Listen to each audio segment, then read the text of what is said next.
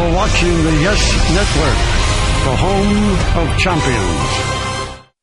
There's been plenty to smile about for the Rays this season. Just a short 2 years from a shocking trip to the Fall Classic, the Rays are proving that was no fluke. Young, energetic players have propelled Tampa Bay out of the gate to the best record in the bigs. Right behind them are the defending champs, bruised and battered but still battling. The usual stars have carried the Yankees to a great start. Tonight, the Rays come to the Bronx for the first time this season. The youthful Rays on sports' grandest stage. The top two teams in baseball, Rays, Yankees, tonight on Yes.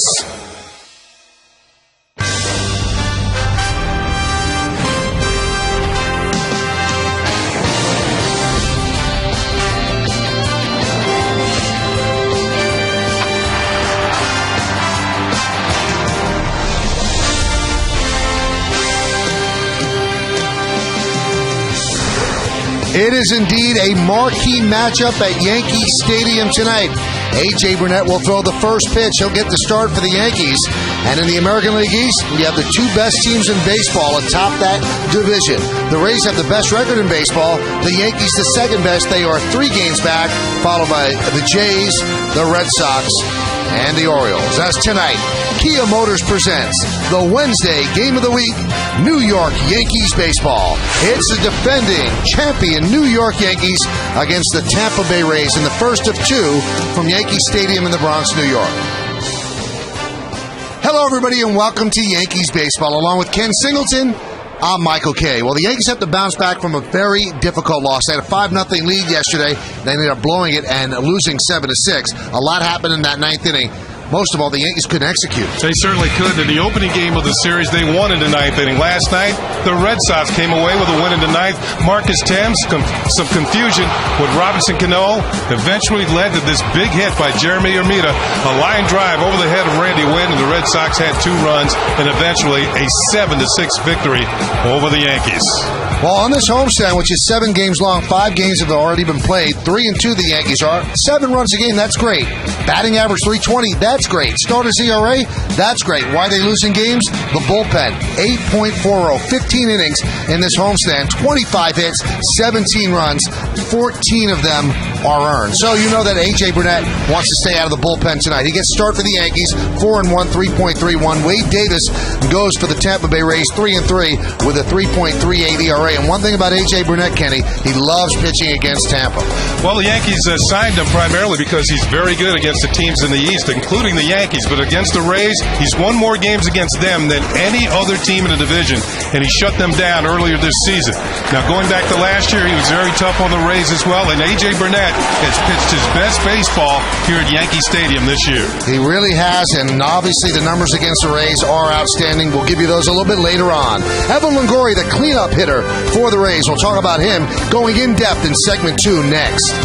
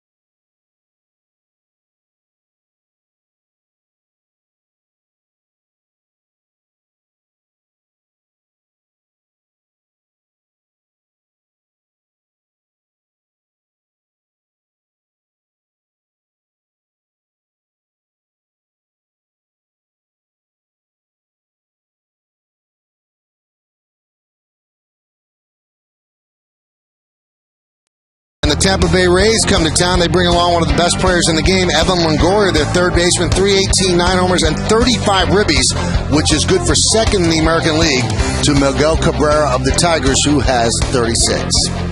Hi, everybody. That's Ken Singleton. I'm Michael Kay. We'll have the first pitch in a couple of minutes. Now, if you look at the Rays, none of the numbers of the individual players jump out at you, except for Longoria. He's got big-time numbers. He's the face of their organization and will be for a very, very long time. One of the best players in baseball. The next big thing, as far as third basemen are concerned, the Yankees have Alex Rodriguez.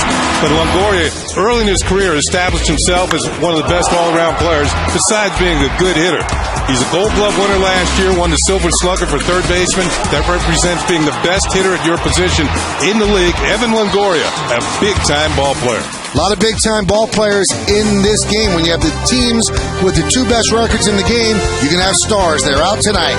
Lineups, first pitch baseball, coming up next right here on Yes.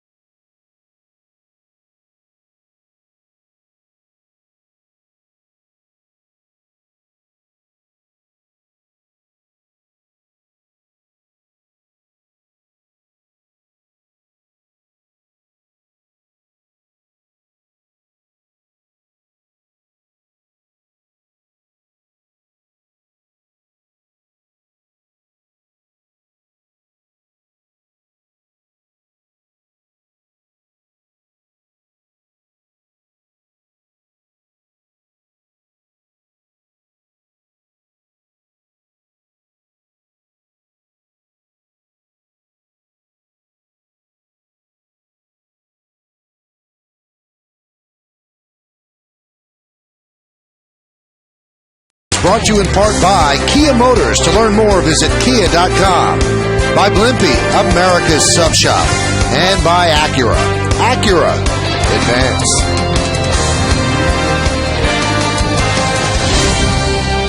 Nice evening here at Yankee Stadium, in stark contrast to what we had last night with the cold weather and the rain. Big crowd expected for the Yankees against the Rays, the two teams with the best records in baseball. Here's the Rays starting lineup presented by Lexus. Jason Bartlett, the shortstop, will lead off. Batting second and playing left field, Carl Crawford. Ben Zobrist in right field hits third. Cleaning up and playing third, Evan Longoria. Carlos Peña's been slumping. First baseman will bat fifth. Batting sixth, also slumping, center fielder B.J. Upton. Hank Blaylock, the DH, will hit seventh. Batting eighth and catching John Jaso. And Reed Brignac, the second baseman, is going to bat ninth. There is A.J. Burnett taking his final warm-up tosses in the middle of the diamond for the Yankees. He is about ready to get this game started. There are his numbers on the year. 8 starts, 4-1 record, excellent ERA, 3.31. Opponents hitting just .269, 36 strikeouts in 51 2/3 innings. Let's go for the scouting report on A.J. Burnett.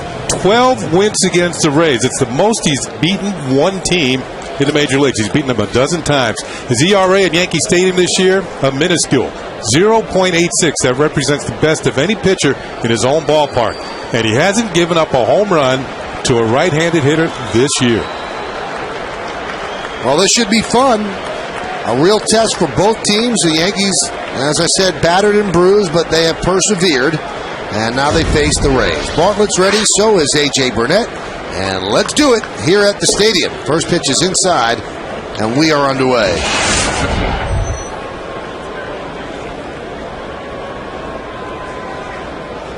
Bartlett, one hit in his last 11 at-bats. And that one is driven deep to left field. Going back, Wynn, looking up, see ya.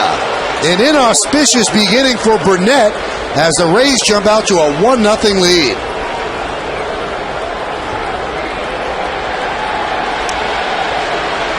Well, that ends the answer to a trivia question for this year. Who was the player that had the most RBIs without a home run? It was Jason Bartlett. He had 20 runs batted in without a homer until this pitch. That's his first home run of the year. And another added bonus, his last 21 home runs have been solo shots. And that is getting close to the major league record. He's only 2 away. Here's Carl Crawford. Is that 21 in a row or just 21 solo shots? 21 home runs in a row have been solo shots for Jason Bartlett. The record is 23, and it's held by 3 different players. Crawford grounds it to Jeter. 1 out. Let's take a look at the Yankees defense, brought to you by Mercedes. In the outfield, the Yankees have Randy Winn, Brett Gardner, and Marcus Thames, left to right. Third to first, Alex Rodriguez, Derek Jeter, Robinson Cano, and Juan Miranda, making his second start at first. Mark Teixeira is the DH tonight. Francisco Cervelli behind the plate, and A.J. Burnett is on the mound.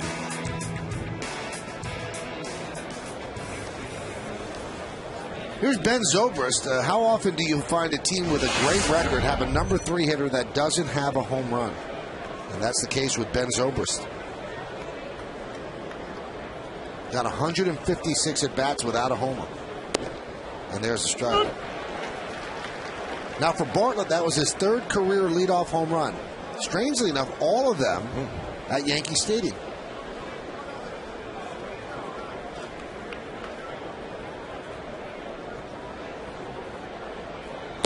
I was talking to David Price, the young pitcher who will not pitch in the series for the Rays.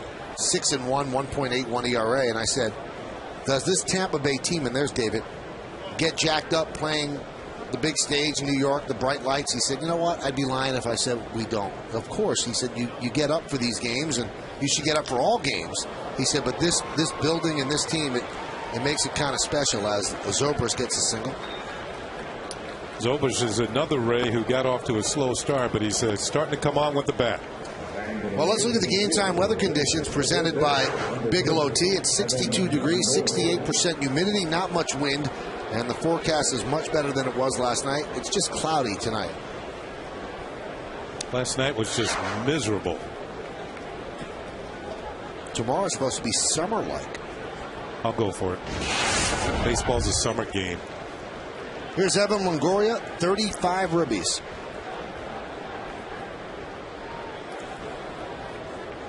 Runner goes. Strike, throw to second. Not in time. Stolen base for Zobrist. And that's another big part of the Rays game. Zobrist now has 8 stolen bases. He has not been caught this year. Did not waste time. Got off to a pretty good start.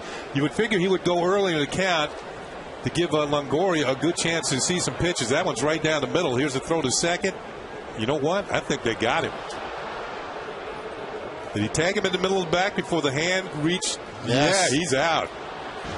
That should have been a caught stealing. Mark Carlson is the second base ump. Pitch to Longoria. A strike. Here's the IOTV HD Super Shot, and you can see clearly that he is out. Well, there was plenty of daylight there.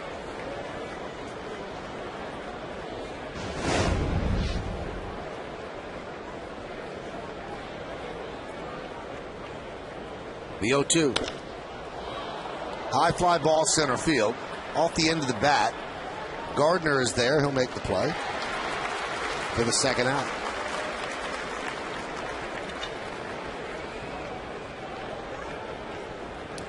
The Rays got off to a good start with the bats in April, but in May they have not quite been swinging the bats as well, and it hasn't really hurt them because their pitching's been so good. Particularly the starters have been excellent, so days that they don't score very much, they can hold the opposition down. And here's one hitter who's really struggled.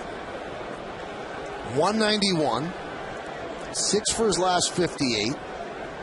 He has not had a home run in 61 at bats. That's 16 games. And he's 3 for 29 against A.J. Burnett. So a lot of things going against Pena here. One thing that goes for him, he hits home runs against the Yankees in bunches. 15 of them against the Yanks. He's in the final year of his contract. 3 significant players for the Rays are playing out the string. Carlos Pena, Carl Crawford, and their closer, Soriano. So a lot of people look at this as a team where the window is closing.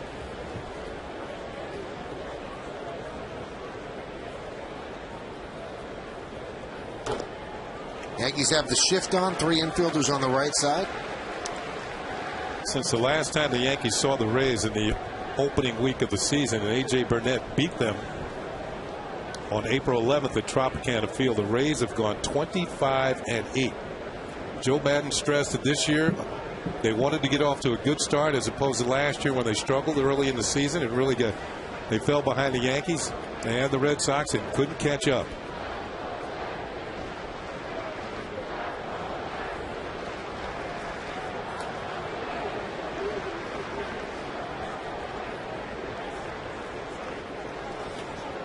Cervelli wants to make sure they get this right, so he'll go out and talk with A.J. Burnett. We just saw that shot of Joe Madden on in the Rays dugout, and I think one thing that he deserves a lot of credit for, he's basically changed the culture of this whole team and the whole organization. This is his 5th year as the Rays manager. When he got there, they weren't very good, and now they've kind of built it up to the point where they expect to win. They've been to a World Series. They lost to the Phillies 2 years ago. But he has just changed the culture, and he's made them believers that they have a good ball club and a good organization. And I think that's the one thing he has done more than anything else to change a franchise that was among the dregs of the major leagues. 1-1. 31 years in the Angels organization, and he was a bench coach from 96 to 05. Many people doubted would he ever get a chance as a manager. He finally did here with the Rays. Got the job in 05. Manager of the year in 08. And most managerial wins in franchise history. Remember, Lou Piniella managed here, so a pretty good manager. But they finally all put it together. The young players matured at the right time. Count 3-1. Home plate umpire is Jeff Nelson. Let's meet the rest of the guys. There's Nelson. At first base, Larry Vanover. He's the crew chief. Mark Carlson at second. And Angel Campos is over third.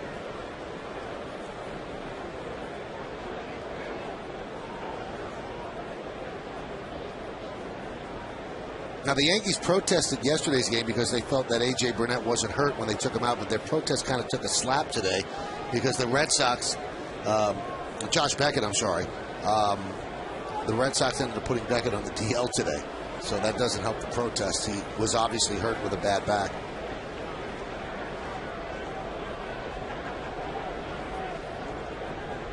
A lot of time here. You can see the umpire wants to speed things up.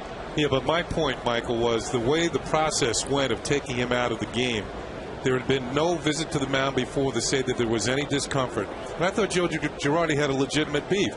Actually, John Farrell, the pitching coach, went out to the mound and he motioned to the bullpen, and Manny Del Carmen had just started throwing. So the whole idea is that you can go out there anytime, say, well, my pitch is hurt, and have the reliever come in and throw as many pitches as you want. That's not the way it should be. There should be a visit before, just look, there's some discomfort here. So I agree with the protest thing. I don't know if it's going to work out, but I agree with it.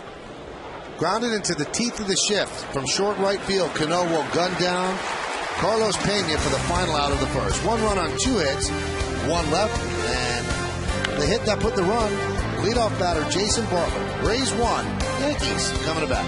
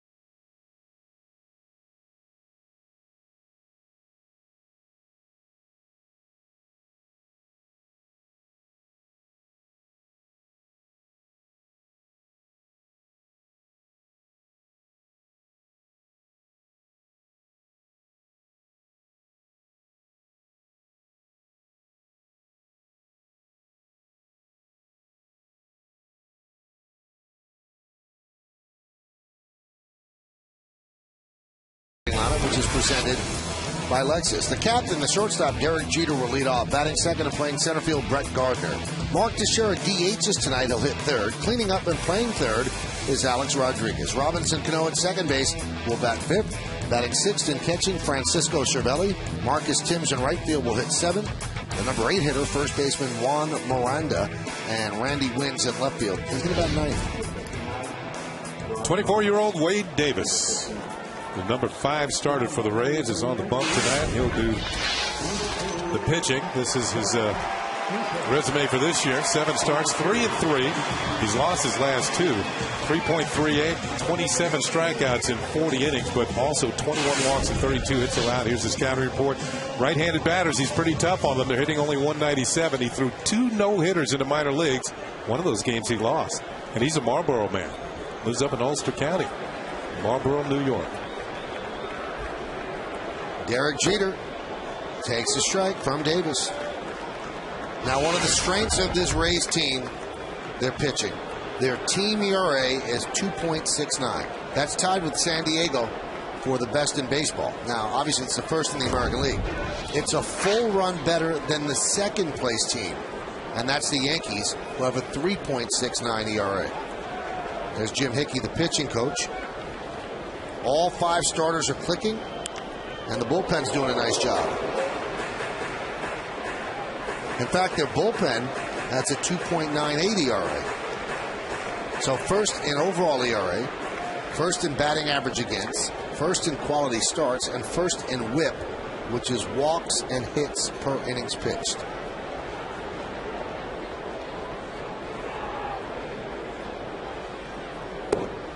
Hickey actually came over from the Astros, and you wondered why he made that jump. On that Astro staff, he had Roger Clemens, Andy Pettit, Roy Oswalt, to name a few. And when he came here to Tampa Bay, it wasn't pretty, but he's turned it into a real solid situation.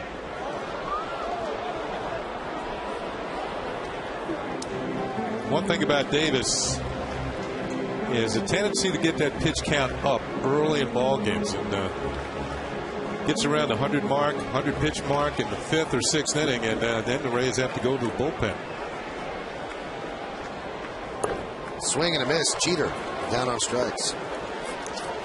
Let's take a look at the Rays defense, brought to you by Mercedes. In the outfield, you've got Carl Crawford in left, B.J. Upton in center, and Ben Zobrist over in right. Infield, Longoria, who won the Gold Glove last year, Bartlett, Brignac, and Pena. Pretty good defensive infield. John Jaso behind the plate, and Wade Davis is on the mound.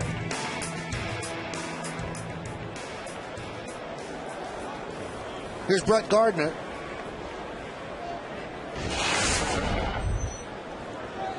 Tenth in the American League in hitting with a .321 average. 6 hits in his last 22 at-bats. Takes the first pitch outside. One thing Gardner's been able to do this year is score runs at a very rapid clip. He is second in the American League in runs scored, tied with Evan Longoria. They both have 32. Showed bunt there, but then pulled it back. And of course, one thing he can do to help himself score runs, he can score from first base on a double. He can move himself into scoring position with stolen bases. 3-0.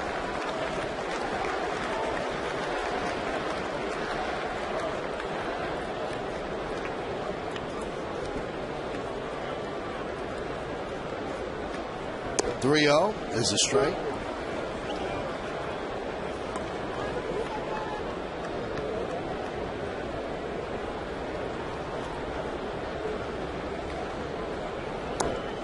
And now work the count full at 3-2.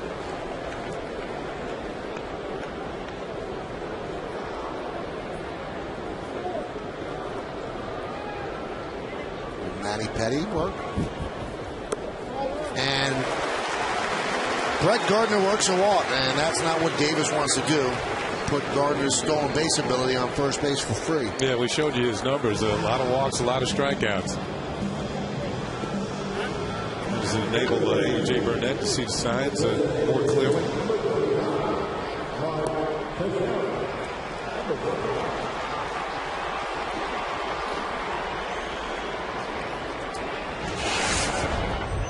Here's Mark Teixeira.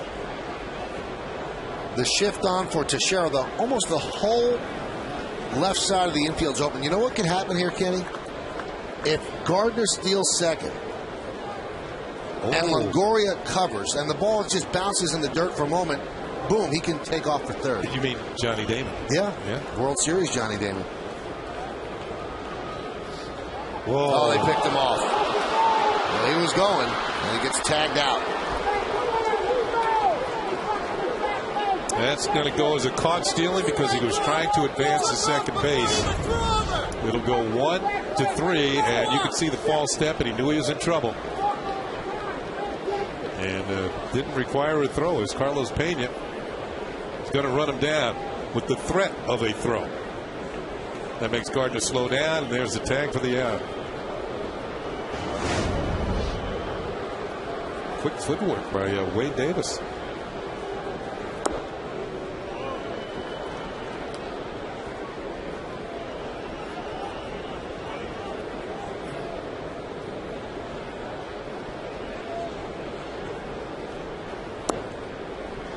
No love lost between Teixeira and the Rays. He was tied with Pena last year coming into the final series in Tampa Bay, and they threw at him first time up, and then the rest of the series never gave him anything to hit. They threw right at his head, by the way.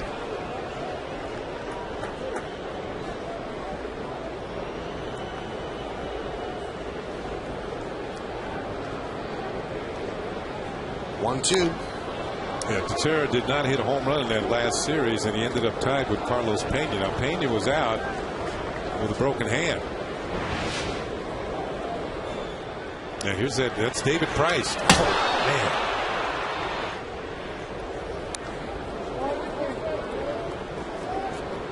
You'd be amazed how quickly you can move when the danger is imminent. I mean, just, man.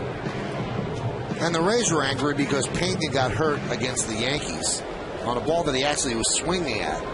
Broke his hand and missed the rest of the year. So they felt that since he didn't have the chance to really hit as many home runs as he could have, they were protecting part of that title as Teixeira swings and misses.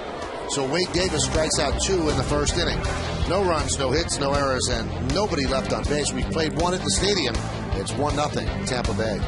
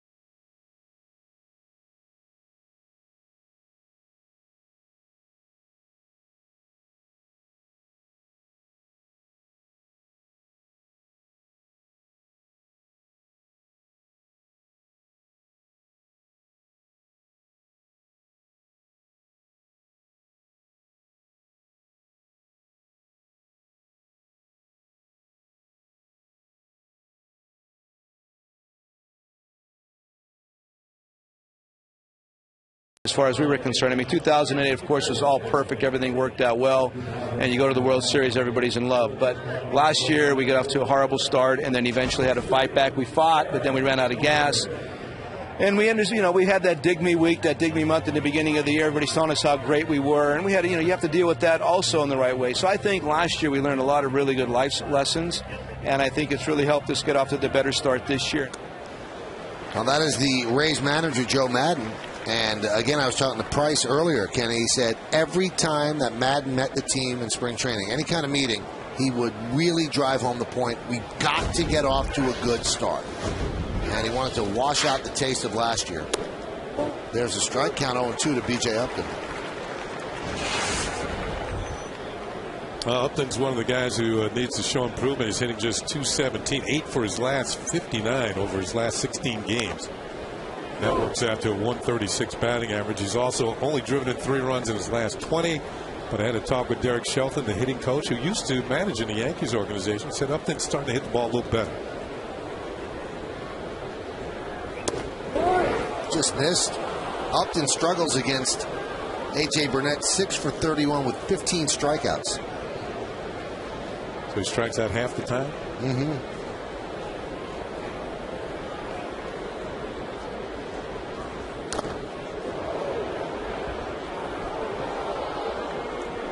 Well, those are the best records in baseball. The Rays are first, Yankees second, Phillies next, the Twins after that, and then the Padres and the Reds. How about that for a surprise? Tied for 5th. So the Reds are in first place in the Central, and the Padres in first place in the NL West. That one is lofted out to right, and Marcus Timms makes the play. Well, it's time for the Toyota text poll. Tonight's question is, which of these first-place teams is the biggest surprise in baseball? You can text your vote to 58772. Standard text messaging rates apply. And here are your choices. The Rays, the Rangers, the Reds, or the Padres. I would vote for the Padres. There's a strike to Hank Blaylock. I would vote for the Padres, but I think I'll vote for the Reds because the St. Louis Cardinals are in their division. Pretty good ball club. Nub the other way. They just called Blaylock up. He was with them in spring training, and a numbers game caused him not to make the team. Then he just tore it up at AAA, 349 at AAA Durham, and then he had a clause in his contract that either you call me up or I'm going to declare myself a free agent. As he could not hold up, and he goes down on strike, so they didn't want to lose him. They called him up, and they designated for assignment Pat Burrell, who was making an awful lot of money in the second year of his contract. And, Kenny, this is an organization that can't afford to make bad decisions like that. They have to eat the remainder of his $8 million salary. Yeah, but shortly after, I read an article in the St. Petersburg Times that said that they felt that Pat Burrell was the worst mistake that the Rays have ever made. Here's John Jaso. Fly ball left field. Randy Wynn is there, and a nice comeback inning by A.J. Burnett as he retires the Rays in order 1-2-3. We go to the bottom of the second. Rays 1-0 over the Yanks.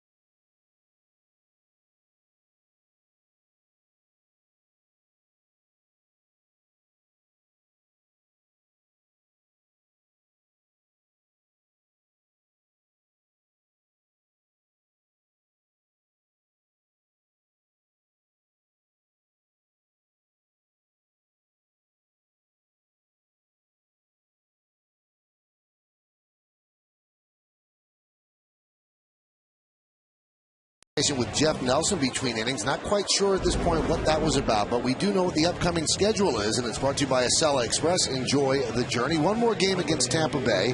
That's tomorrow night. It closes out this homestand. Then the Yankees go on a really long trip for their next series. They go to Citi Field, where they'll play 3 games against the Mets, all-night games. Monday's an off day, and then traveling to Minneapolis to see the new ballpark, Target Field.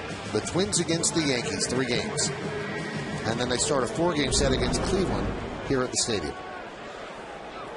So you're all caught up. You know where things are going right now. It's going to the bottom of the second. Rays 1-0 over the Yanks. Here's Alex Rodriguez. Pitch is high.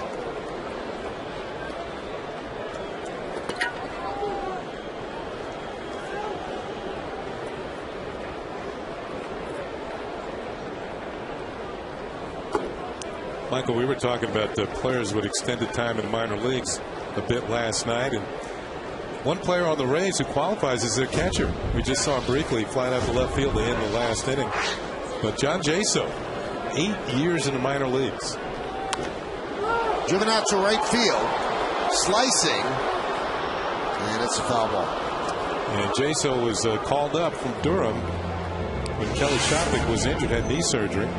And he's been playing pretty well and is taking some time away from Deanna Navarro. So John Jaso doing a lot of the catching for the Rays lately. He's known as a good defensive catcher. 5-time All-Star in the minors. Breaking ball is a strike, count 2-2. Navarro's just not hitting. He had that one All-Star season and really has fallen. And he can't get up. Here's the 2-2. Swing and a miss. Alex Rodriguez down on strikes. 3 strikeouts for Wade Davis.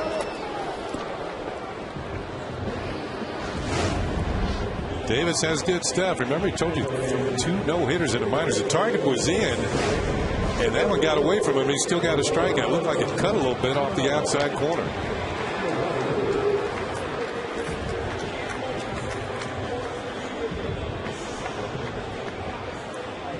And there's Deanna.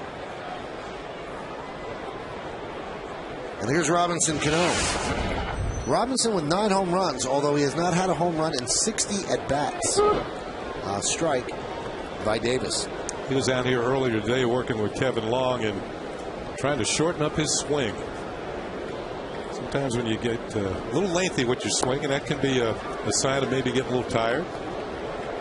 But with so many of the Yankees injured and banged up, the guys that are healthy are going to not miss many games during this period of time. 387 first 24 games. He's come down to earth the last 15. 224 as he grounds that one foul. IOTV offers you incredible HD picture and sound. HD is free with IOTV, the official HD service provider of Yankees baseball on Yes. Cano did have 2 doubles here last night. Drove in 3 runs.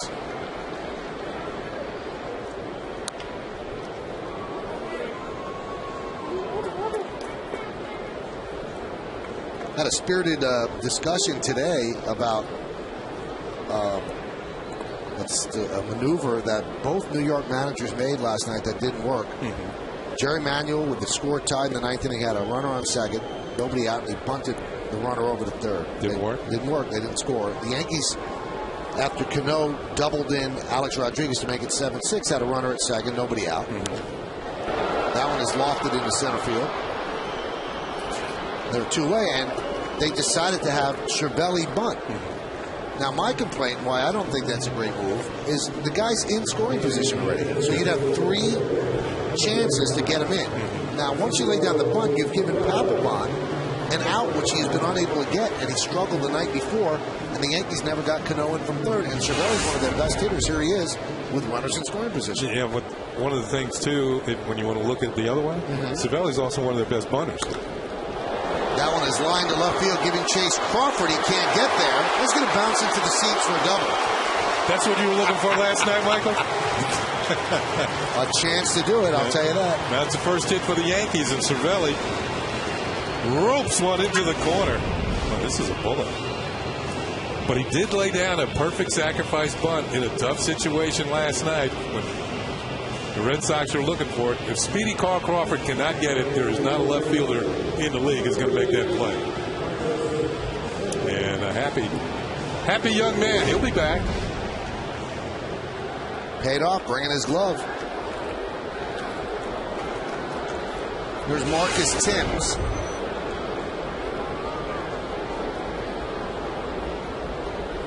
I love the way Timms handled the media yesterday. Took total blame. I've got to catch that ball. I have no excuses. I called off Robinson Cano, and I just took my eye off the ball for a second. I've got to make that play. He didn't make any excuse about the weather, anything like that, which he shouldn't have. He handled it the right way. They say I'm a major leaguer. I should make that catch. How about this shift? 3 infielders on the left side, only Pena on the right side. That's one thing that the Rays do a lot. They drastically shift. And they go by their scouting reports and they almost dare a hitter to go against the shift. If he hits a ground ball to Pena, let's just say a foot to his right, it'd be a tough play because Wade Davis is going to have to cover, and that's a long throw.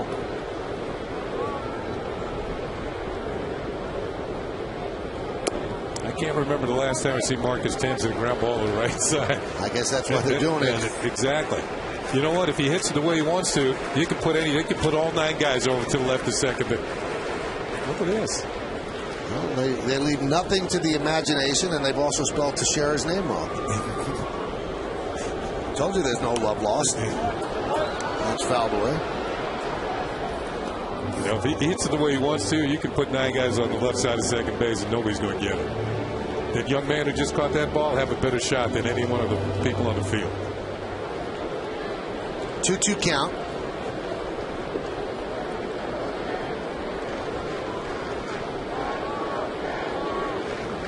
And the pitch. It's 3-2. Now, this is the second full count that Wade Davis has gone to. Coming into this game, he's gone to a full count on 20% of the batters that he's faced, and that's the American League's highest percentage. And that's why he has 100 or so pitches by the 5th or 6th inning. 3-2. He walked it. Hey, this weekend, the Yankees head to Queens for a series with the Mets. Coverage on Yes starts Friday at 6 with batting practice today presented by Audi and the Tri-State Ford pregame. Then, Saturday and Sunday, turn to Yes after the games for Yankees Extra Innings, our interactive postgame show. It all starts Friday night, and then it's right here on Yes. Marcus Timms turned into a walking man. It's the 4th walk in the last 2. This game's not over. He walked 3 times last night. He walks his first time tonight. There's Juan Miranda.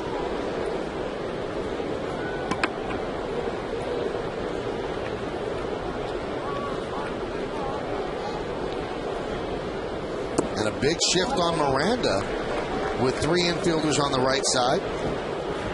There's no shift for this, though, Kenny. Exactly. You know what was impressive about this home run?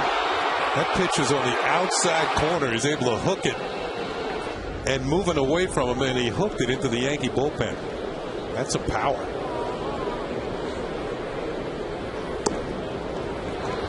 Miranda gave it the best shot, and he does have shift next to his name. He gave it the best shot yesterday, Kenny, in the 9th inning to try to get in Cano. He hit a hot shot right back to Papelbon, who made a beautiful play with Pena running from first and checked both runners back and got Miranda. That was the ball game right there. Yep. And give Papelbon credit. He made the right decision. He checked the runner at third, looked at second, then threw the first for the sure out. And that was out number 2.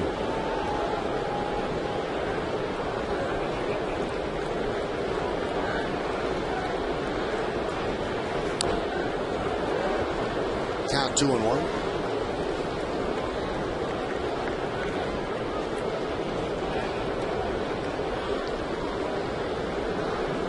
Cervelli's at second. Tim's at first.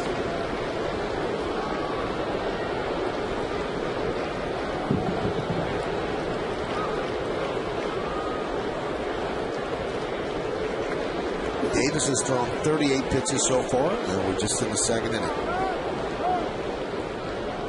Going to have a discussion out on the mound. This is Jaso trying to get on the same page. We were talking about Davidson as his minor league exploits. He was actually the Rays minor league pitcher of the year in 2007. And when the Rays signed him, he turned down a chance to go to University of Florida. So either way, he was going to end up in that state, Sunshine State.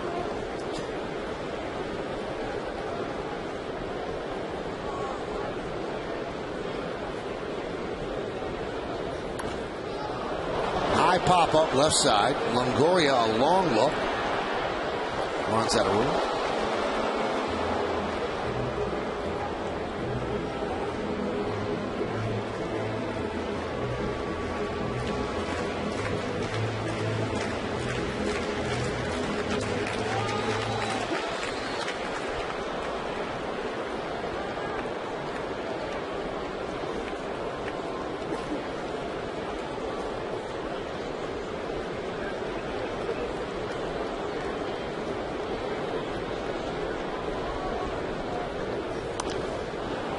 High pop-up.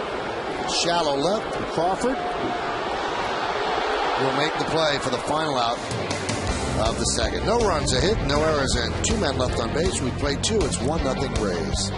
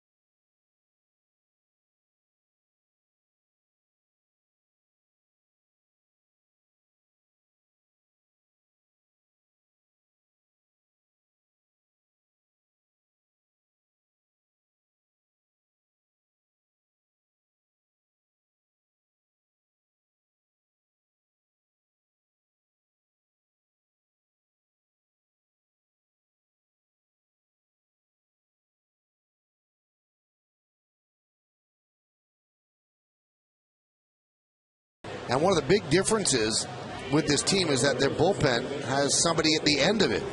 The Dodge scoreboard shows Tampa Bay with a 1-0 lead, and Kimberly Jones joins us from the third base camera well. And Kim, the bullpen is a big difference for this team because last year they were blowing games where they had leads. They were, and Joe Madden was doing closer by committee all season long. That is not the case this year, Michael.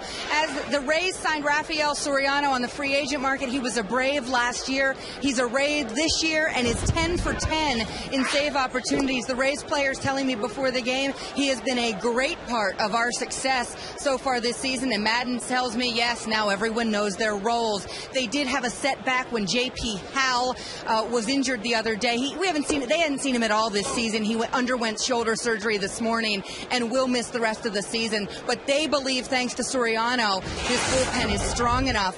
Another thing about Soriano, by the way, he's a great cook. He brings in all kinds of Latin dishes for his teammates. They love him.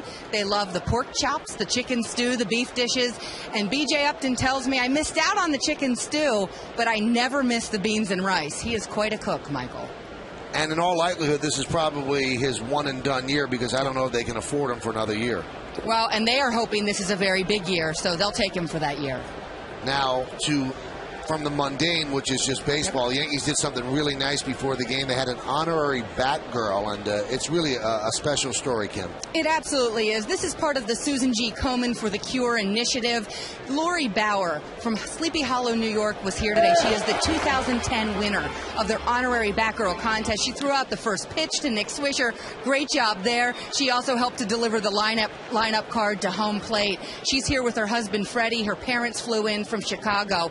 In 2002, Lori Bauer was diagnosed with breast cancer, just 32 at that time. She told me she's been fighting ever since. She had a big smile on her face, Michael. She couldn't wait to meet Jeter and Teixeira and Mo and Swisher and all of the guys today. 15 months ago, she learned that her cancer had not only returned, but it is terminal. She told me, I'm just so happy to be here today. And is it always the case? People like that who deserve some joy in their life thankfully get it for a few hours here at Yankee Stadium, and I think the rest of it learn a little bit about perspective. Well, at the same time, a sad and an uplifting story. So well, thank you, Kim, and we'll see you on the postgame. Thank you, Michael. So a walk to Brignac to load up or to start this inning, and Jason Bartlett lays down a bunt. Alex Rodriguez fields and fires, and they just get Bartlett as that moves Brignac to second. So a guy who hit a home run to lead off the game now sacrifices a runner to second base. Here's a look at it. A-Rod had a little bit of a problem getting the ball out of his glove and just got it to first base in time to pick up the out. Watch the little, he couldn't get the grip, but he has a strong enough arm. Did he get him? Yep, he did. So that go down as a sacrifice, 5-3, that moves a runner into scoring position. Here's Carl Crawford, and he skips rope to get out of the way. Nope, he actually got hit, so he's going to go to first. And Brignac, who had scampered to third, now has to go back to second. So Crawford hit with a pitch. Watch Crawford and the quick feet trying to get out of the way, but not quite quick enough. Hit the ground, then hit him. So hit by a pitch.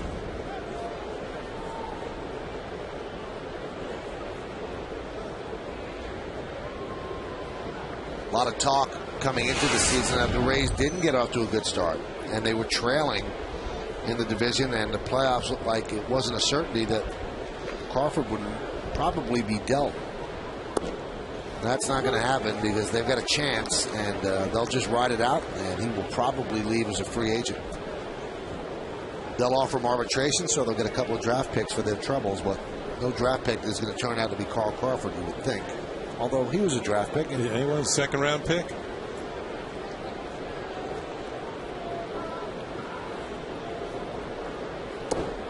Oh, one to Zobrist outside. And basically that's how the Rays built their ball club, through the draft. They had some tremendous drafts all those years of finishing down the pike in last place in the Eastern Division. 9 Major League seasons, all with Tampa, 3-time All-Star. He's their all-time hit leader, American League triples leader, 2004, 2006, stolen base leader 4 times. All-time leader in hits and runs and stolen bases and all those offensive numbers. He's a pretty darn good left fielder, too.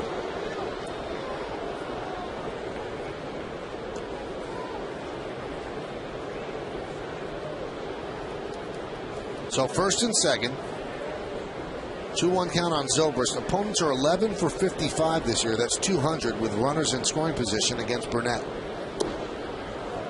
Count 3-1. He doesn't seem as if he has the fastball command that he usually does when he's on. He's just allowed that 1 run, but he's working into some trouble.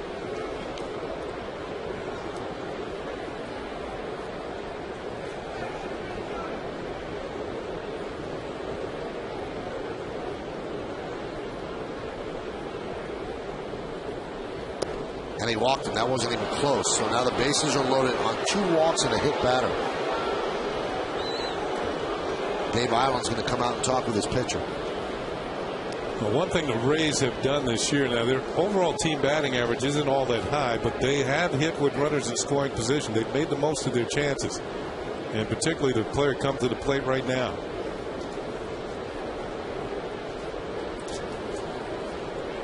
Well, boxing is returning to Yankee Stadium. Come out to the stadium on Saturday, June 5th, for the Stadium Slugfest when the undefeated WBA super welterweight champion Yuri Foreman defends his title against three-time world champion Miguel Cotto. Get your tickets today at Yankees.com/boxing to see the history of boxing continue at Yankee Stadium.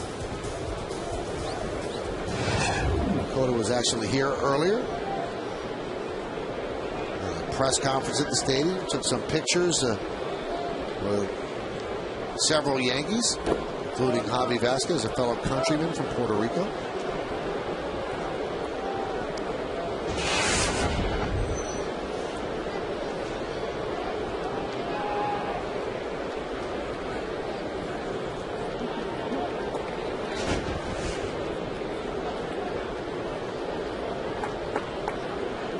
Longoria with a fly ball to center in the first, so he's 0 for 1.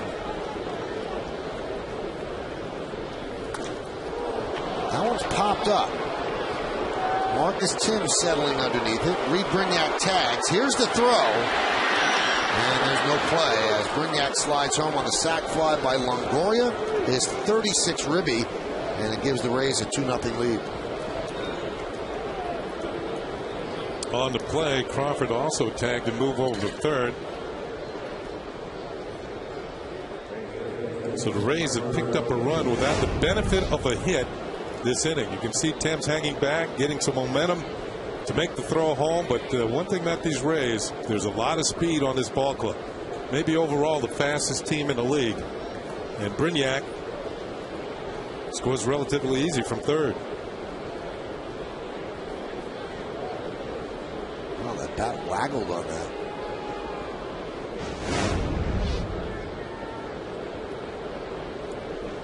Here's Carlos Pena. And a strike.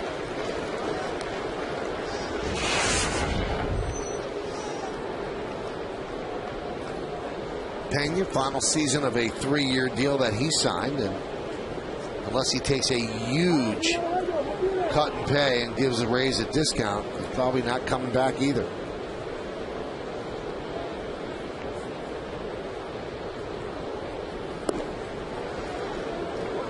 With all the things we're saying, it seems like we're sounding the death knell for the Rays. They have a very good farm system, and I think that they could actually absorb some of these losses and still be competitive. I don't know if they'll be as good. Yeah, it's hard to replace seasoned major leaguers who are proven to be able to do the job.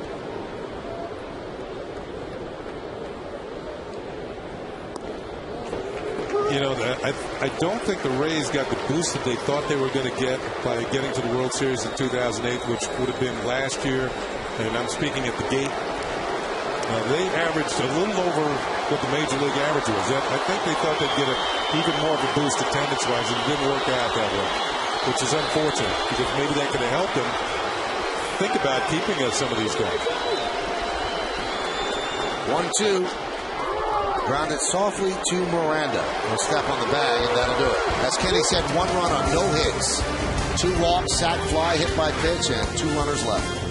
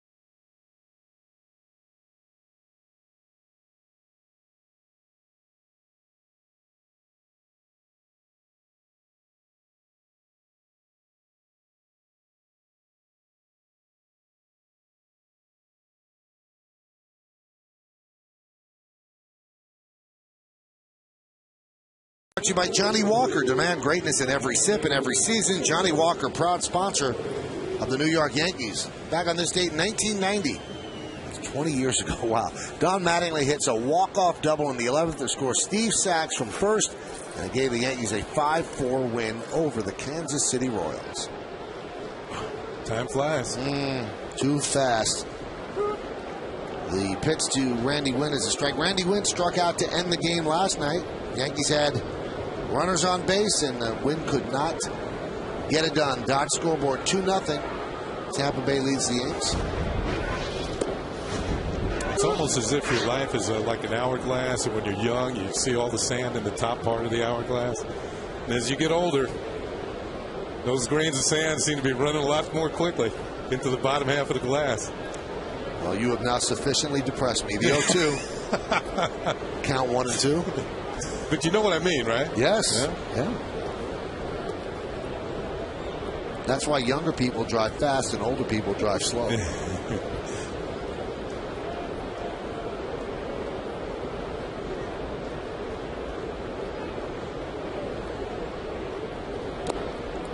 That one's foul tipped into the glove of Jaso.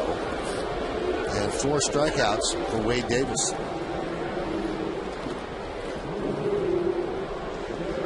Want to remind everybody to stay tuned during the 6th inning for a message from our friends at the Fox Business Network.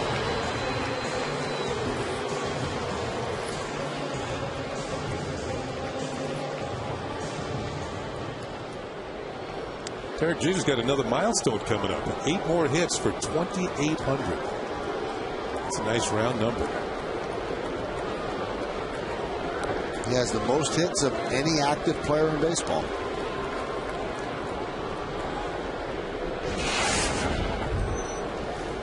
Now, I don't know if Bernie Williams is watching, but Jeter's only 4 doubles behind him for second on the all-time Yankee doubles list.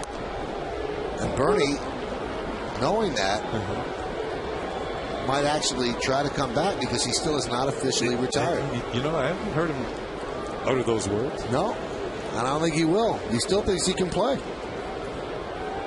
You know he can play guitar. Nominated for Grammys. I actually saw Bernie in concert. I think it was last fall or maybe the last summer. Out in Sarasota. He's good. Yeah, he's great. It was very entertaining. You gotta be kidding. Starting to rain here at the stadium. Swing and a miss. Good tight slider. The power breaking ball from Wade Davis. He picks up his 5th strikeout. All 5 of the strikeouts have been swinging. So that's overpowering stuff. Looks like a fastball right to the very end. Breaks away from the zone. Watch Jaso reach out. This ball is actually not even a strike. And Jeter trying to follow it across home plate, cannot connect. 5 strikeouts now for Wade Davis. And there's a strike to Brett Gardner. Dark clouds overhead. Rain was not in the forecast for tonight. Maybe it's just a passing shower. 1-1. You know, Jeter's strikeout in May, he is 14 for 76. That has not been a friendly month for him this year. 184 and 17 strikeouts. Grounded, foul outside of first. One thing I like about Brett Gardner's game now, we know he can slash the ball to the opposite field, fight off several pitches, and kind of hit his bloopers to left. But every once in a while, he'll load up on something on the inner half and just hit a rocket to the right side. He's hit a couple of home runs this year, and I think it's part of his overall. He's incorporating that into his overall hitting game, the ability to pull the ball with some authority. There's a base hit. So Gardner on again. He walked in the first inning, got picked off, actually caught stealing 1-3, and now a 2-out single. Gets an at bat for Mark Teixeira.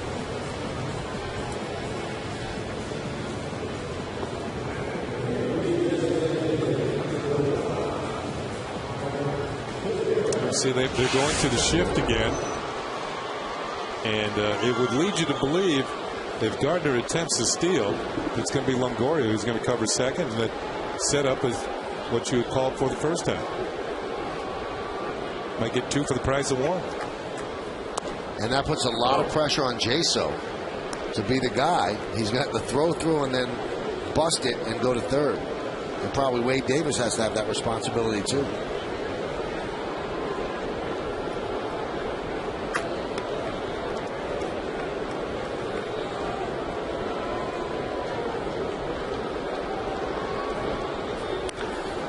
Rip foul. This shift is even more drastic than it was in the first inning because the second baseman, Brignat, is almost toward the line. He's almost playing behind Pena. Just before the pitch, he moved over a little bit closer to the line. I thought it would have been a breaking ball, and it was. Somebody must have been informing him of what's coming because he can't see the signs from where he is.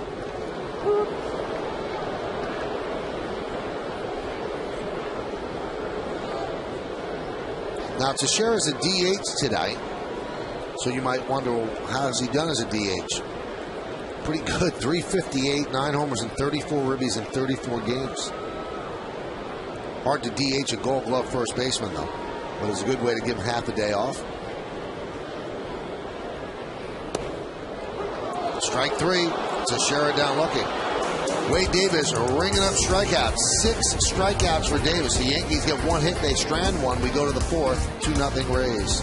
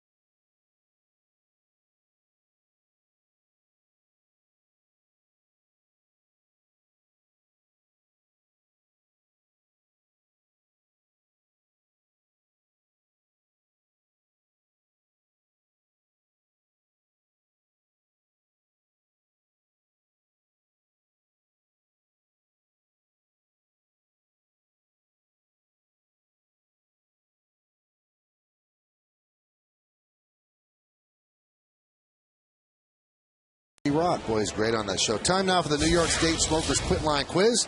Mark Teixeira became the 5th player in Major League history to hit 25 or more home runs in each of his first 7 seasons. Who are the other 4? On 30 Rock, he plays Tracy Jordan and realizes he's Tracy Morgan.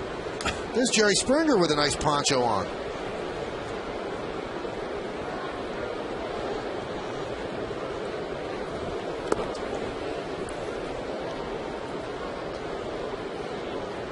What do they do at the end of the show? Jerry's final thought, and then it gets all somber and everything. Why don't we try and get along? He's a big, big baseball fan. This isn't just popping up to be seen. He really knows the game. 2-0 Tampa Bay over the Yanks. I think he's a Cubs. Is he a Cubs fan? No, a Yankee fan. I think he's a Yankee fan. Yeah, that's right. Hit sharply and off the glove of Jeter, and it trickles into center field. So Upton will reach. No, he told you Derek Shelton said that Upton is actually hitting the ball much harder. He had been 8 for 59 coming into the night. Now he is 9 for 61. This rocket just off the glove of Derek Jeter and on into center. Of course, Upton brings the ability to steal a base. He's over at first.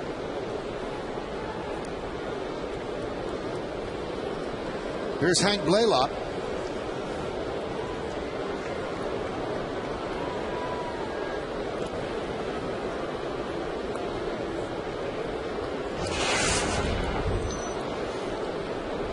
Blaylock struck out in the second inning. Blaylock and Teixeira with a deal in Texas. Those were the two guys that were going to be there forever. They played the corners of the infield. And now here they are facing each other as designated hitters for the Yankees and the Rays. Yeah, when Teixeira first got to Texas, Blaylock was the third baseman. So Teixeira had played the outfield. He was playing left field for a while.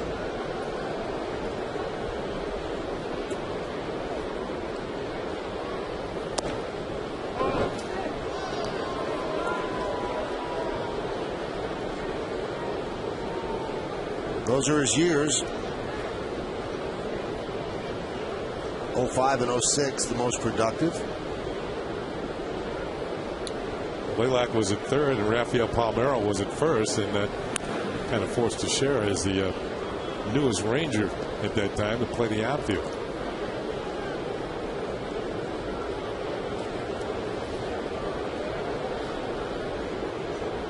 Teixeira, yes, very vocal in his condemnation of Hanley Ramirez. He said, you know, you've got to be a leader for your team. You've got to have guys that really do it together. The runner goes, there's no throw. So Upton steals second. Cervelli came up, but I don't think he had a grip on the ball. Sometimes you try and be a little too quick to transfer from the glove to the hand, and you don't get the grip, and Upton's able to steal this one. His 12th steal of the year in 15 attempts. Good pitch to throw on, but you can see the grip was not there.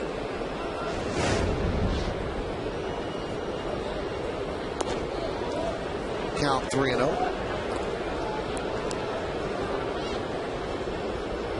Michael, you mentioned it earlier. It just A.J. Burnett doesn't seem to have command of the fastball.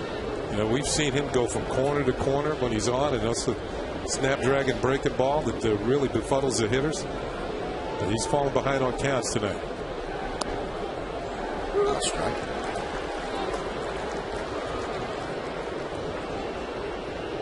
Big right-hander, throws hard.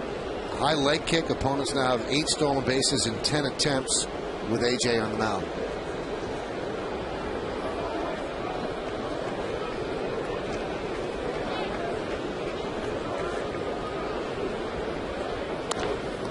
Right back to Burnett. He knocks it down, finds it, fires to first, not in time. So Blaylock picks up a single. Tonight after the postgame, don't miss an all-new Forbes Sports Money presented by Fox Business Network. See all of the fan-friendly amenities of the Nets' new home at the Prudential Center in Newark. Plus, get a breakdown of Europe's top soccer clubs. It's all new tonight after the postgame, and it's only on Yes. Here's a look at that shot back off of AJ. Had trouble locating it, and once he did, it was too late as Blaylock has an infield single.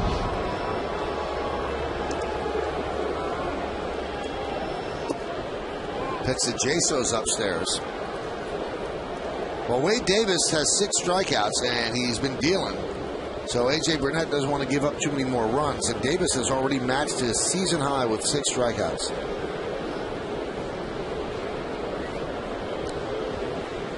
And he's just pitched 3 innings. Runner goes. Throw to third. Not in time. Double steal.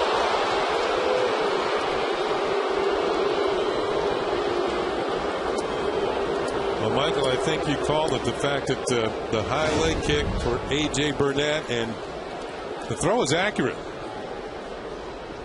It's there. But he gets the outfield side of the bag. A-Rod has the ball and can't get the tag across the bag quickly enough. He was in front of the bag. You see that on Yes Mo.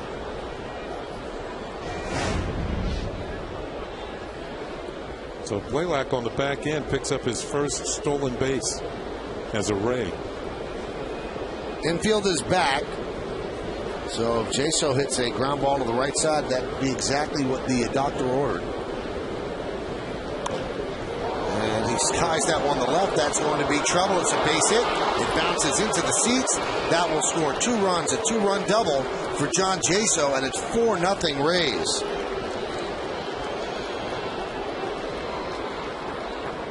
They kind of slice that one over the end of the bat. And he'll hop with all that spin on it. Hops directly, makes a left turn, and hops right into the seats. See how he kind of sliced it. Keeps it fair and has himself a 2-run double. And A.J. Burnett falls it to a 4-0 hole. First time that he's allowed more than 2 earned runs in a home start since September 12th of last year. Including the postseason, he won 7 straight starts here at Yankee Stadium of 2 earned runs or less.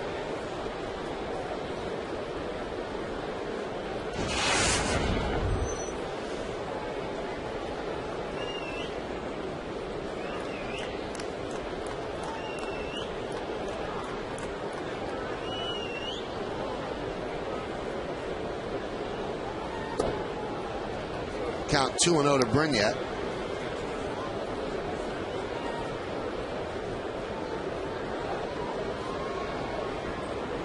The Rays scoring 4 runs against him. Odd. We told you in the open how good he was against the Rays. His last 7 starts, 6-0, 1.78, and a 2.06 batting average against.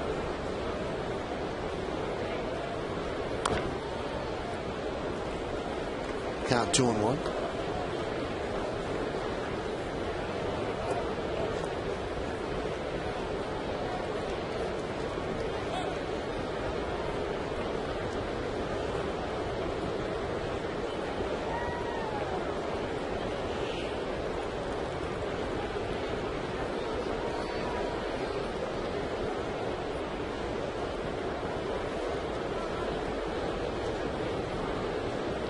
The 2-1. Missed at the bunt.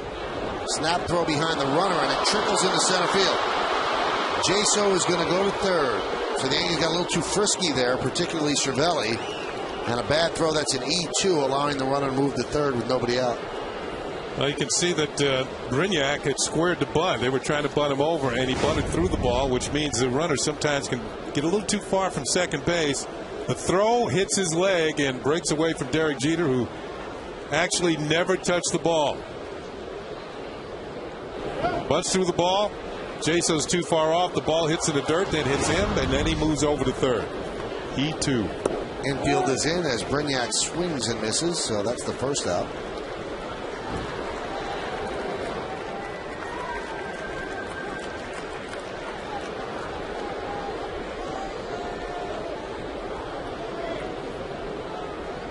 Michael, I was talking about Bartlett is when he hit the home run his first time. He's hit 21 straight solo home runs. The Major League record is actually 23, and it's shared by 3 players. 2 of them are in the Hall of Fame. Andre Dawson and Paul Molitor hit 23 straight solo home runs. The other player is on the Yankees, although he's not active right now. Nick Johnson? No. Curtis Granderson? Curtis Granderson with the Tigers. Remember, he was a leadoff man. A lot of those are 23 straight solo home runs. See, now I understand Molitor because he led off for a while too. I don't get Dawson hitting all those solo home runs. Yeah, that's be the one to kind of throw you.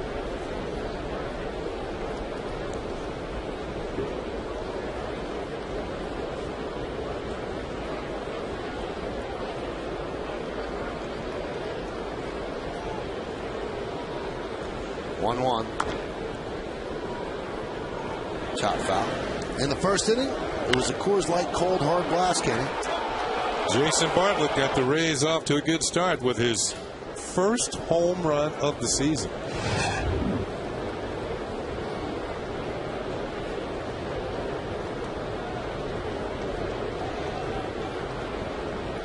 So he doesn't take passengers.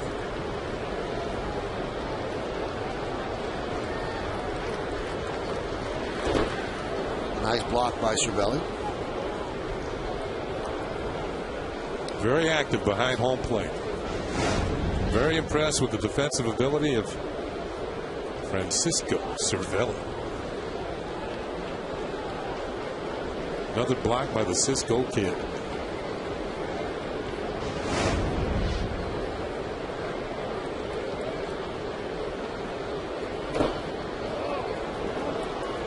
That was not a replay.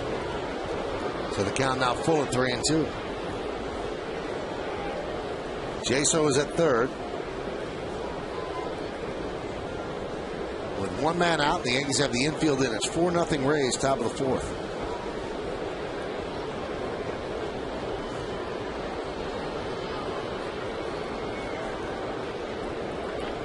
And the pitch. Grounded to Alex Rodriguez. He'll check back the runner and take the second out of first. Now the Yankees get back up. Good job by Burnett to this point to hold Jaso at third with the strikeout of Brignac, and then getting Bartlett to chop one. Alex Rodriguez at third.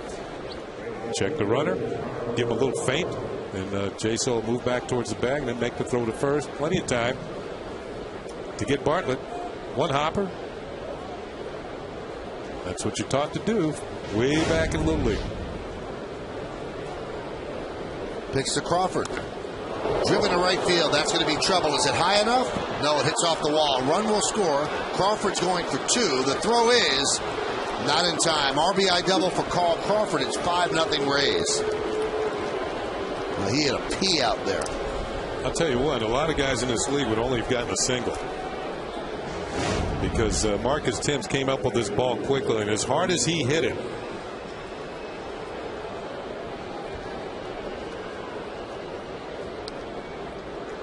rocket, man, bull market, and he's headed for second. Rough outing to this point by A.J. Burnett. Nobody up in the Yankee bullpen. Here's Ben Zobrist, 1 for 1 with a walk.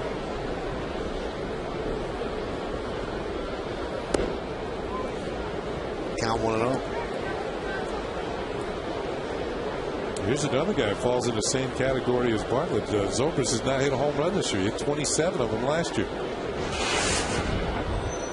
He's got 157 at bats without a home run.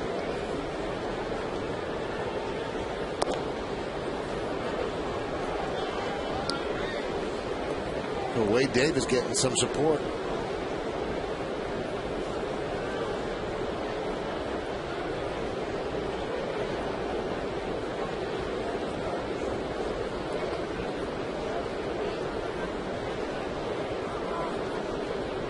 The 2-0. You know, one thing about the Rays and one thing that's helped propel them to the best record in baseball is their ability to win games on the road. Got the best road record in Major Leagues. They're 15-4 away from Tropicana Field. And they've done a lot of that, but with their pitching, they've really held down the opponents. The road ERA is 2.18. That is dealing.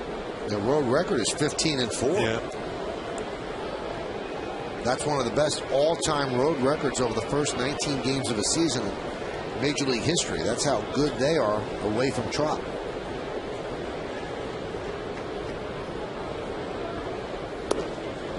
Count 3-2.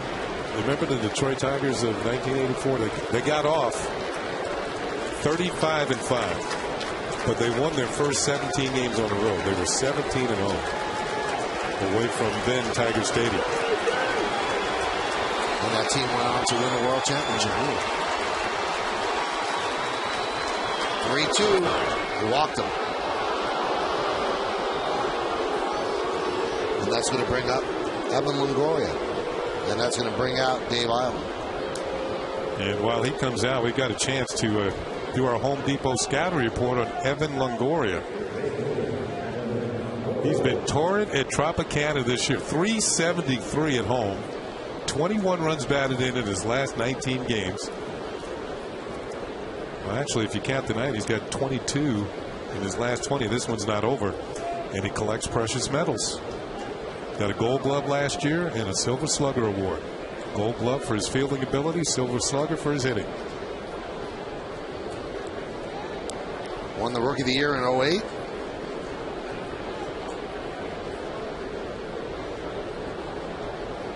And he was one of the players that the Rays have locked up long term. And I got to tell you, Kenny, it's one of the greatest deals for a team that I've ever seen.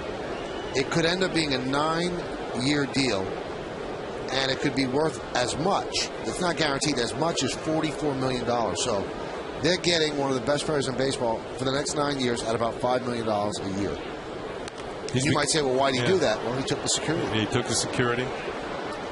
And he is rapidly becoming one of the faces, not only of the Rays, the faces of baseball. I mean, he's featured on the cover of video games.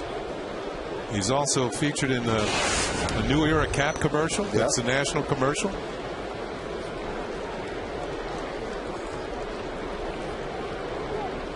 Runners go.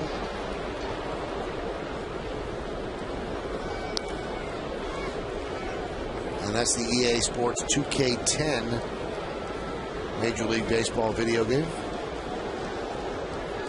It's 2K10. Well, it used to be a big thrill for a player to get his picture on the cover of the Sporting News. Now video games are bigger. Yeah. But in football, you don't want to be on the Madden game because that's kind of a jinx. No thrill that hits you when you get your picture on the cover of the Sporting News.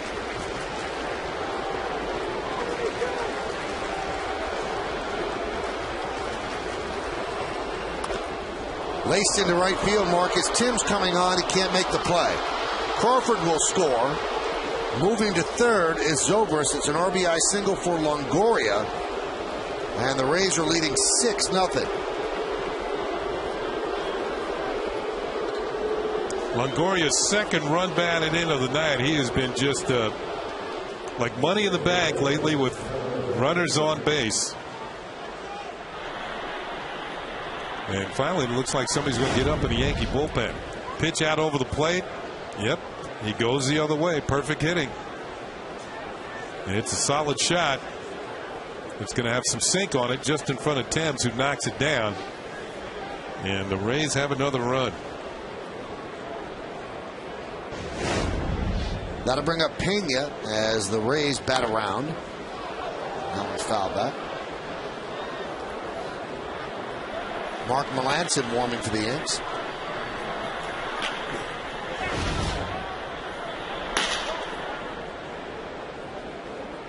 So Burnett really struggling on this Wednesday evening in New York.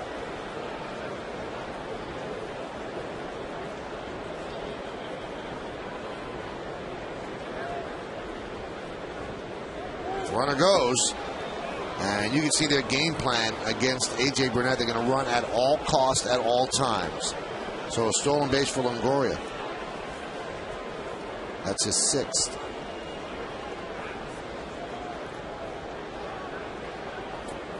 And for the Rays overall tonight, they've been on the move.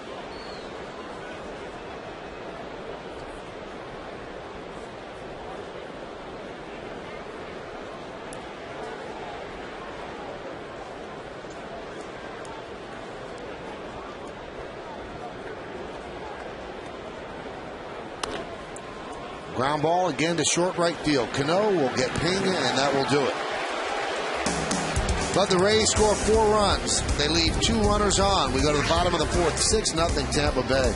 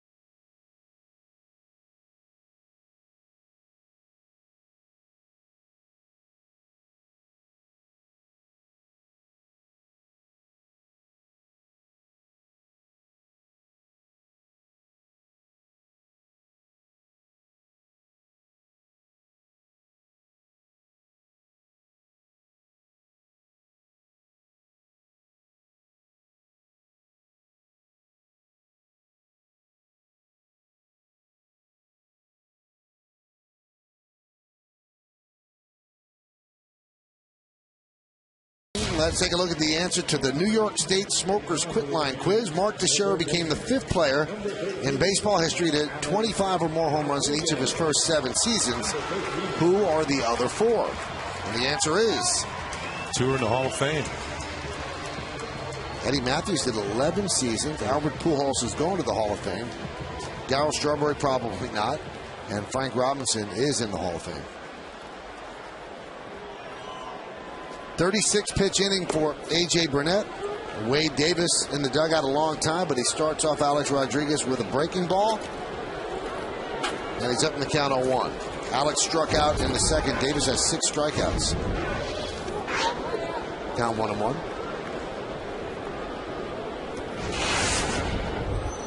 Yankees have left 3 runners on base over the first 3 innings. Last night they left 12 runners on base.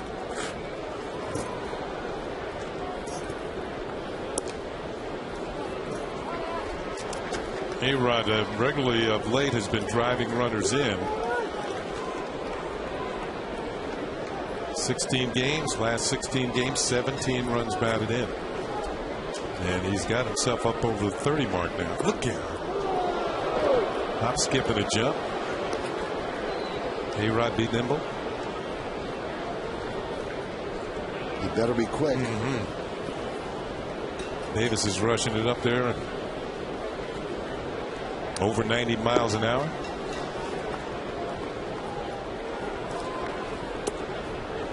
And Alex works a walk.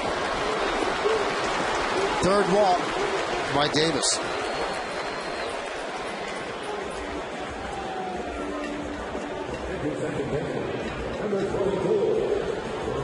You got to like Davis's stuff. He throws hard. He has a very sharp breaking ball. He seems to be tough to hit. He picks up quite a few strikeouts.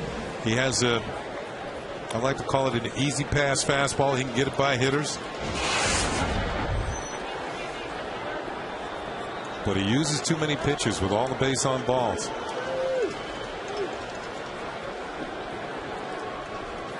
And you can see why the Rays like him, although he's with a record of 3-3, he is the low man on the totem pole in their starting rotation. The other guys are all dealing. Shields, Garza, Price, and Neiman. The Rays starters record is 21-6.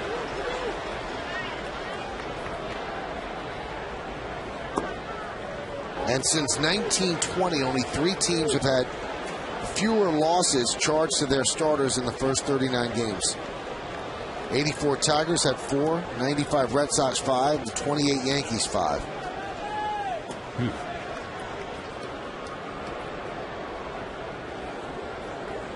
That's how you win. The Yankees have that too. They have a solid rotation. That's why they have the record that they have.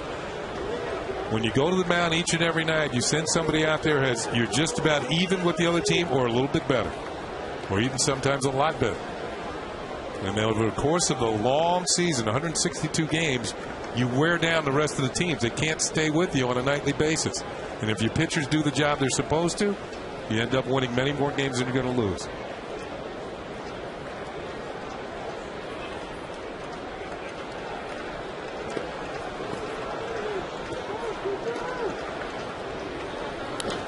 Hit sharply past Pena into right field.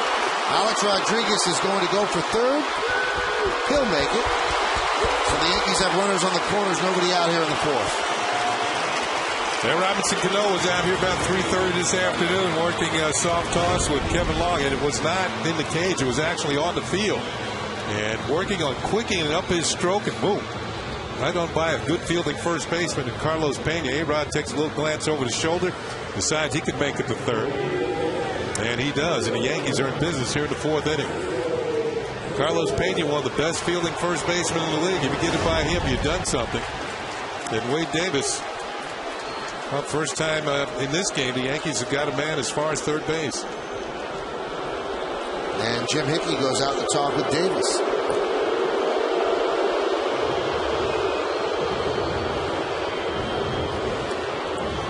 This copyrighted telecast is presented by authority of the New York Yankees and may not be reproduced or retransmitted in any form. And the accounts and descriptions of this game may not be disseminated without the express written consent of the New York Yankees. Now, the Yankees have a chance to do to the Rays what has been done to them the past couple of days: surrender leads.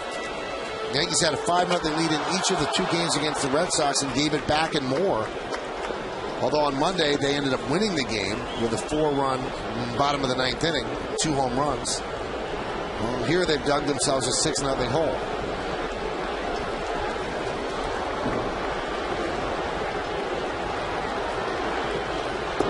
Pitch to Cervelli is outside 1-0.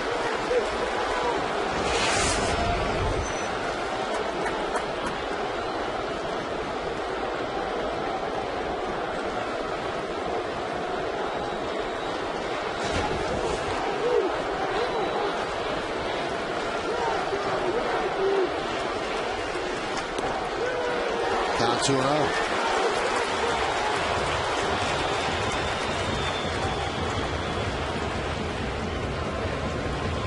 They always talk about getting that first hitter out in an inning for a pitcher and how important that is. Opponents have only scored in 1 of the 26 innings that Wade Davis has gotten the first batter out. The 2-0. Driven out toward right field. Giving chase is Zobrist, and he makes the play. Tagging is Alex Rodriguez. The throw is not in time. Sac fly for Cervelli. Yankees are on the board. They trail 6-1. First man gets on. He comes around to score.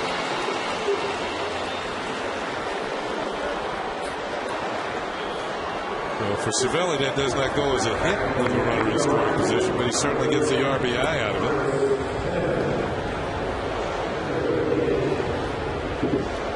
He hasn't had that many at bats, and he's got 16 runs batted in.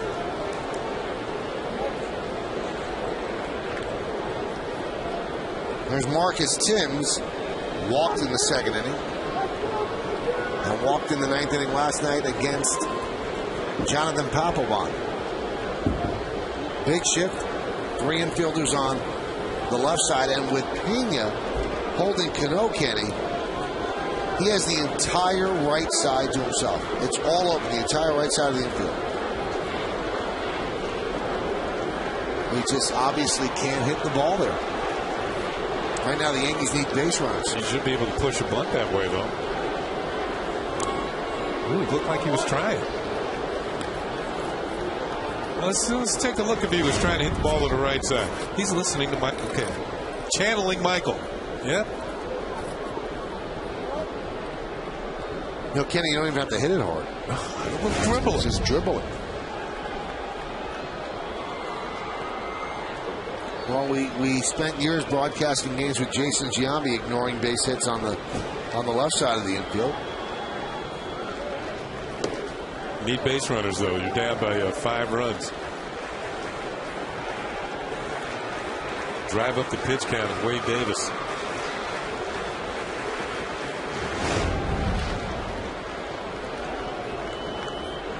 There's about 100 feet open for a base hit there.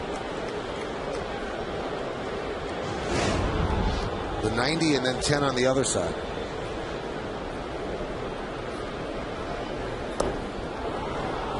One and two.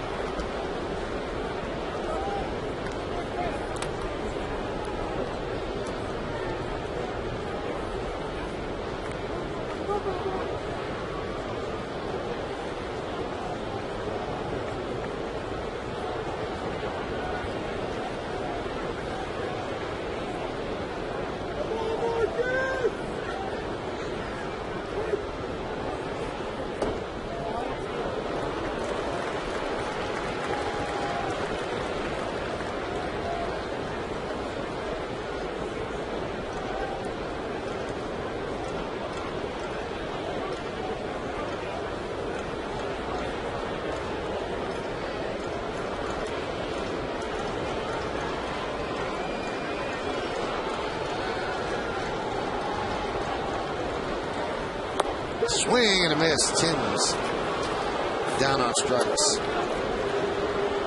2 out. Season high strikeout total for Wade Davis.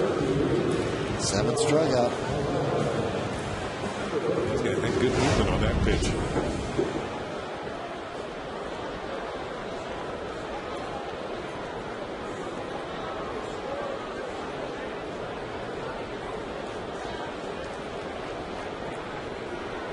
Here's Juan Miranda.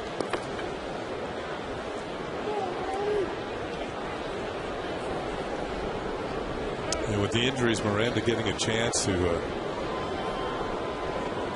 get things done at the major league level. The shift flows to the other side, to the right side of the diamond.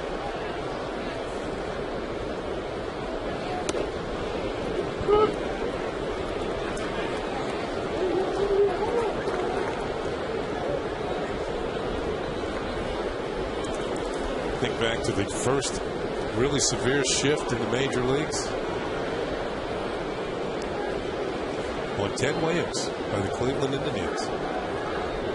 Lou Boudreau was the player manager, and he put everybody over to the right, and Ted Williams kept pulling the ball, kept getting his hits too. It was known as the Boudreau shift. Couldn't stop Ted.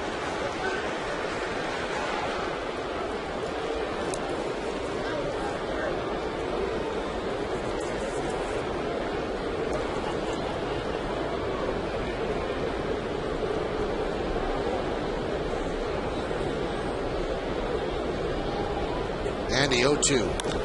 That one is ripped to right field, but Zobrist right there.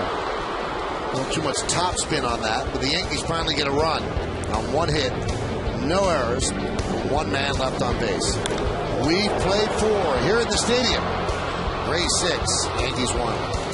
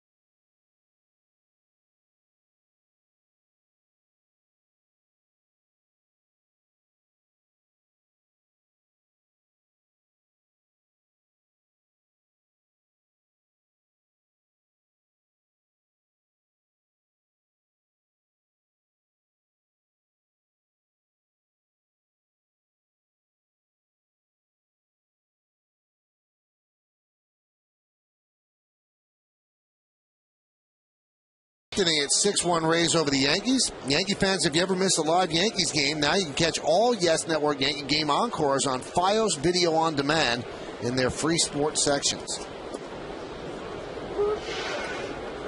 So A.J. Burnett's still in there, and he deals a strike to B.J. Upton on the Kia scoreboard 6-7-0, leading 1-3-1.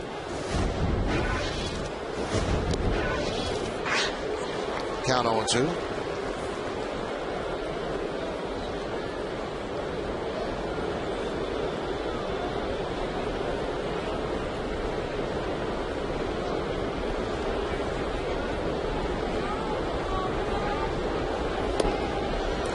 Under different circumstances, Burnett might be out of the game.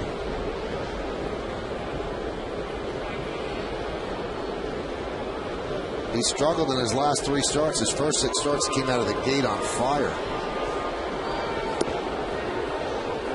But he might have been out of the game under different circumstances, but the way the Yankee bullpen has been lately, Joe Girardi, letting him stay in and pitch despite the fact the Yankees are down 6-1.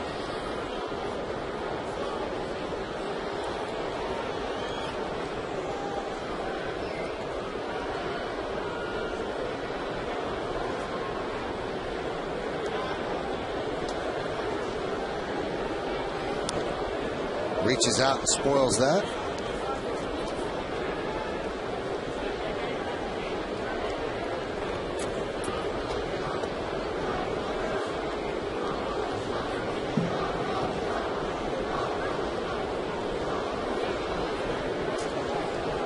And the 2-2. Skied into center field. Brett Gardner drifts back. He has room, and he's going to put it away for the first out of the inning. Now, right now, A.J. Burnett has a job. He might not get a win in this game, but he's got to suck up some innings right now. He's got to be able to get through at least 2 more innings rather than burn up the bullpen for 12 outs, because there's a game tomorrow. Yep. There's 3 games over the weekend, so there are no days off until Monday. And A.J. Burnett's job now, even if he has to give up some runs, is to suck up some innings. High fly ball left center field. Randy Wynn drifts over for the second out.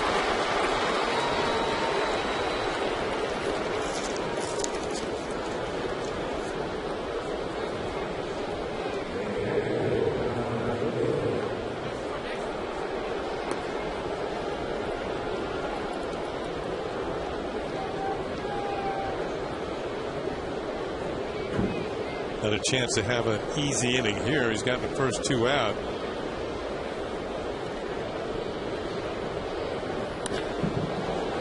But a single by Jaso keeps the inning alive. They are jumping on Burnett early in this inning because they know he's going to be throwing fastballs. That's Jaso's second hit. Jaso came in hitting .302.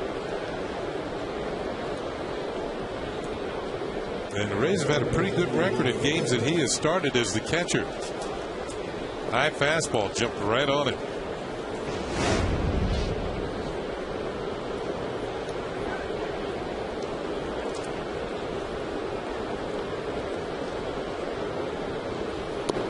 "15 games for Jaso as a starter. The Rays are 11-4 in those games."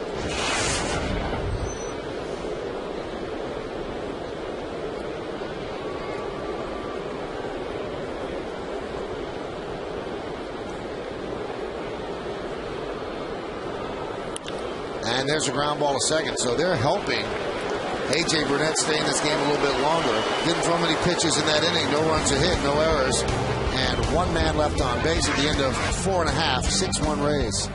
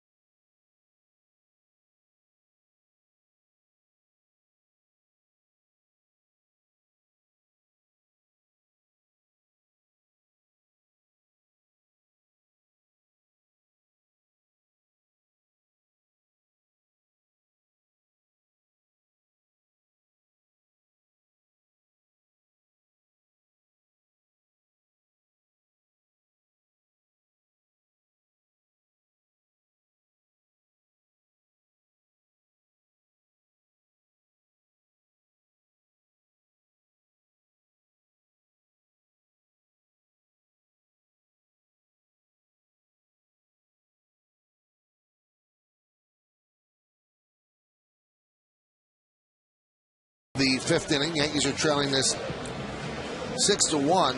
And look at what was just delivered to this booth. That's a steak from NYY Steak, which is a great place to get a great meal before the game. Wow, this looks good, huh? Randy Wynn skies one to right field. And there's one away. See that? I don't know if you can see this at home. I might have to turn this a little. How about that? There you go. That knife has my name on it. Pretty nice, right? That's pretty nice. So's mine. Now, NYY Steak, you don't have to only go here for the games. They have a plethora of events. They're open year-round. They have jazz nights. They have comedy nights. They have wine tastings. And in addition to a number of private events, from birthday parties to corporate dinner meetings.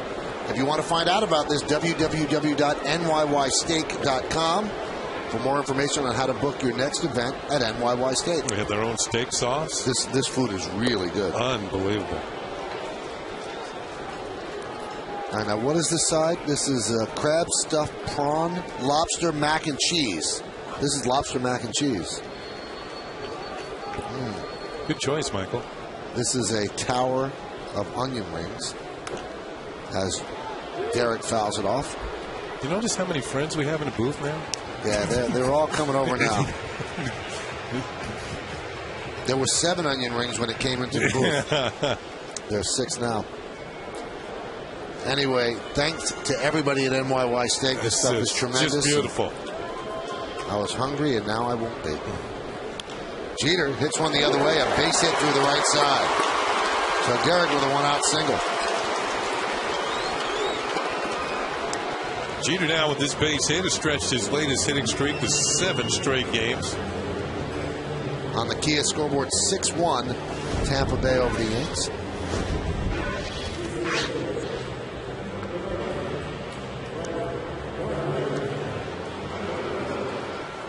And here's Brett Gardner.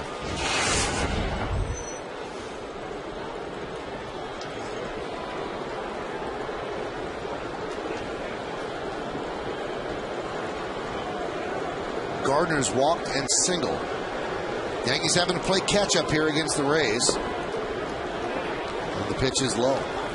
Now for young pitchers, Kenny, I'm sure you've heard this too. They always say it's very, very difficult to get those outs in the 5th inning when you qualify for the win. That no matter what the score is, if you got a 1-run lead or maybe even with a big lead, a 5-run lead tonight for Davis.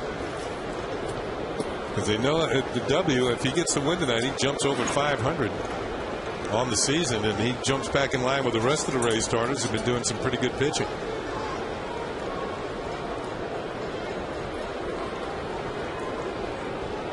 He has never beaten the Yankees. He's 0-2 in his career against the Yankees.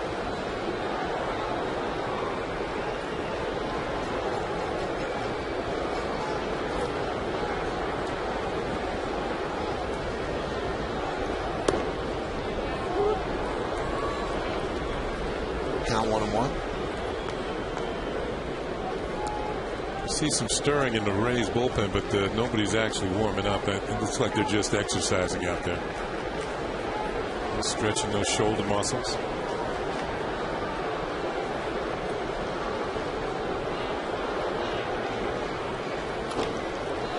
Dribbled slowly towards second. They miss Jeter on the tag, but they get the out at first. That's a nice attempt by Brignac there. But Jeter eluded the tag, and he moves to second with 2 outs. Yeah, that's a calculated risk on Jeter's part. He has to make sure he can get by the second baseman before he gets the ball. And you can see that Derek just missed him. And they take the out at first base and get Brett Gardner. On the yes-mo, you can see there is no contact. And Jeter's now at second with 2 outs. Here's Teixeira. He has struck out twice against Davis.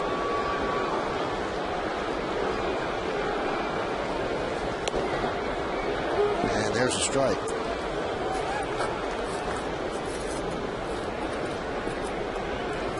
Carlos Pena practically standing on first baseline. Looks like he's guarding against the foul ball. There's nothing that could get past him fair. And the reason why he's there, if you look and see where Brignac is,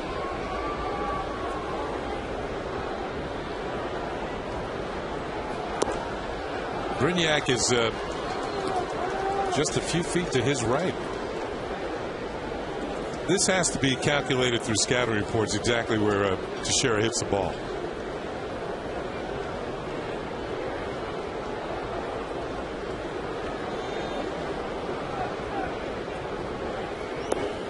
It's almost like you're taking away a fielder. You know, you're getting him to a point where if he catches the ball to his left, it's going to be fouled. There's no reason to be that close to the line. And also, he's a Gold Glove caliber first baseman. Wouldn't you move him a little bit more toward his right? He could make that play to his left, but you know the red letters and capital letters shift. It should say extreme shift. I also wonder, Kenny, does this get inside a hitter's mind? You know, you mentioned how they did it to Ted Williams all the time, and he just tried to pull it through. I wonder if you're thinking about it. You're up there, and it's going through your mind, and if you could just divert his attention a little, then you're winning.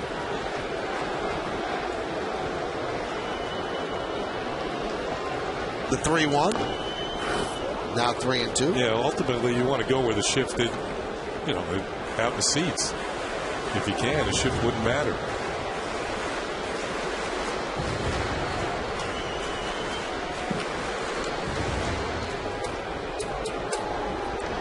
Well, if he did that, you'd have yourself a ball game at 6-3. Jeter leads off second. 2 outs. And here's the payoff to Teixeira. Dribbles one slowly. That's the shortstop fielding the ball, and he flips to Pena for the final out of the 5th. No runs a hit, no errors, and 1 man left on base. We played 5 here at Yankee Stadium. Rays 6, and the Yankees won.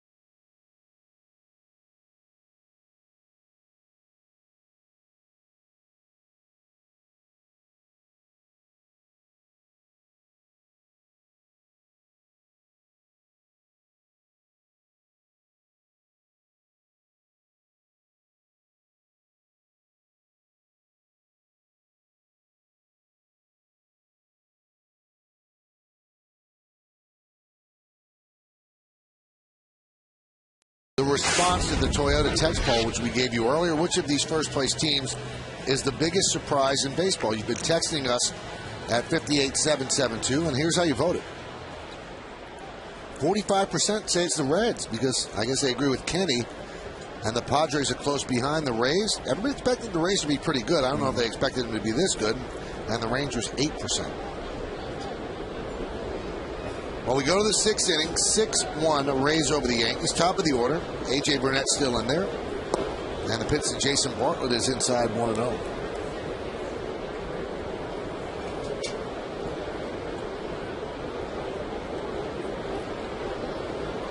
Bartlett, I guess it was a portent of things to come, led off the game with a home run. His first home run of the year. Since then, a sac bunt, a grounder to third.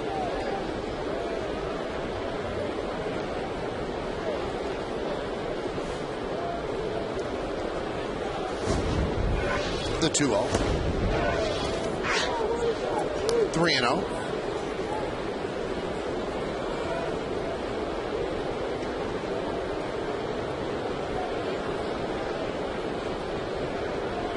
And the pitch. Way outside. So he walks Jason Bartlett to start up the 6th inning. Walk number 4 for Burnett in the game. Bartlett's now been on base a couple of times with a sacrifice bunt.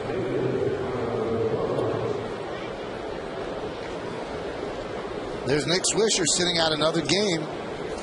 Mark Kimberly Jones asked him, what the deal is. I'm just chilling tonight, and he'll try it out again tomorrow. He's been bothered by a left biceps problem. They got him. Up 6-1, he was leaning, he was going. And you can see the Rays game plan today. It was a run wild on Burnett, and he picks off Bartlett. Bartlett took the false step and tried to hustle back to the bag, but not in time. You can see the tag by Miranda. And the call by the first base umpire, Larry Vanover. Sweep tag, and he's done. Crawford swings and misses.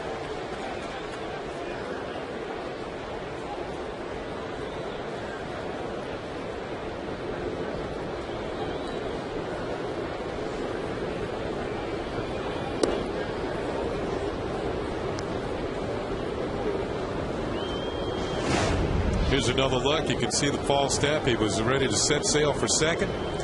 Instead, he can set sail for the dugout. That one's chopped to A-Rod. Nice play.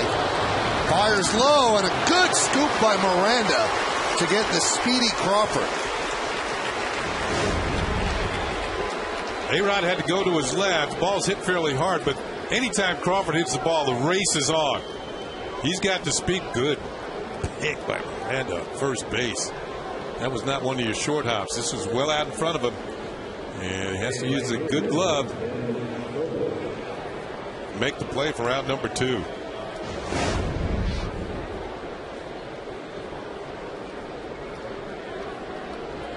Here's Ben Zobrist. And there's a strike. Burnett, 97 pitches.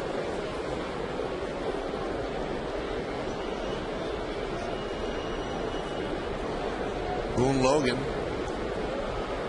warms up. I guess if they get to Pena in this inning, they'll bring Logan in.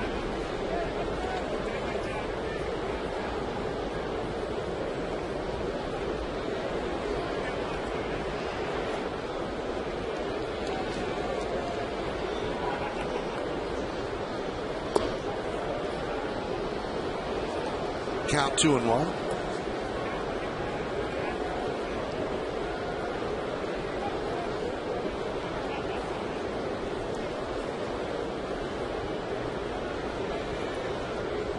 The 2-1. Grounded toward first and a kicks foul. We saw the graphic earlier of how Burnett was really sharp early in the season, and now the last few starts has not been quite as good. And sometimes you can get yourself back on track by your side sessions, working between starts in the bullpen on your throw days, and really concentrating on hitting the glove. And I'm sure that Dave Island, the pitching coach, and Burnett will be out there working to try and get him on track and throwing the ball much like he did at the beginning of the season. The 2-2. Skied out toward left field. Giving chase is Wynn on the run in the corner. He can't make the play. It's a foul ball.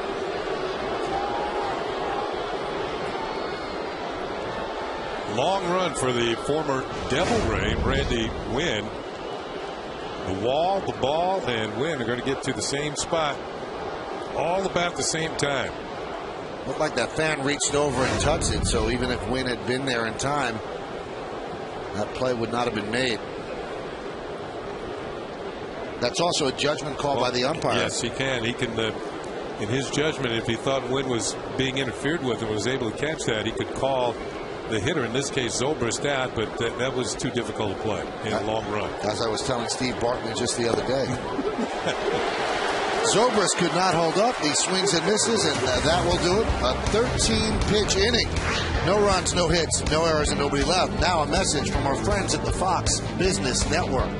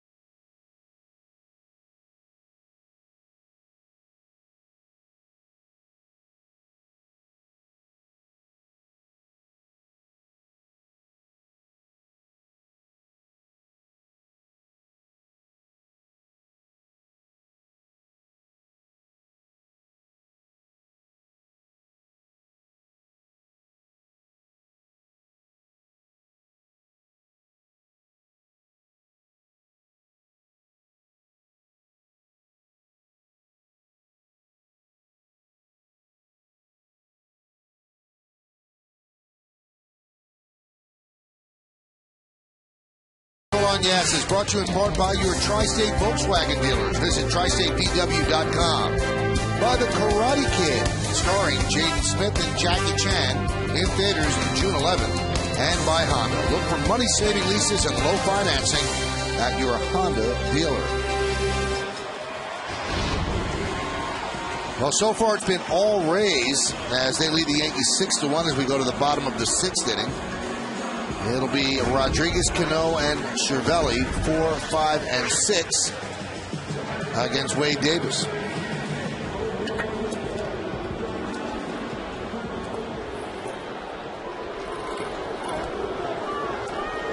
A-Rod's 0 for 1 with a walk and a run scored. Time called. Lance Cormier, one of 6 right-handers in the Rays bullpen. That would be, if you looked at the way their bullpen breaks down, they only have 1 lefty. That might be a little bit of a complaint. And that lefty is Randy Cho. Well, they would have had a couple with J.P. Howe, but to the disappointment of Joe Madden and J.P. Howe, Joe Madden had a nice discussion with him. He's going to have labrum surgery on his shoulder. That's a tough operation. Yeah, and Joe Madden trying to lift his spirits a bit. I think he had surgery today. I think he did. Yep. There's a strike to Alex on the 3-0.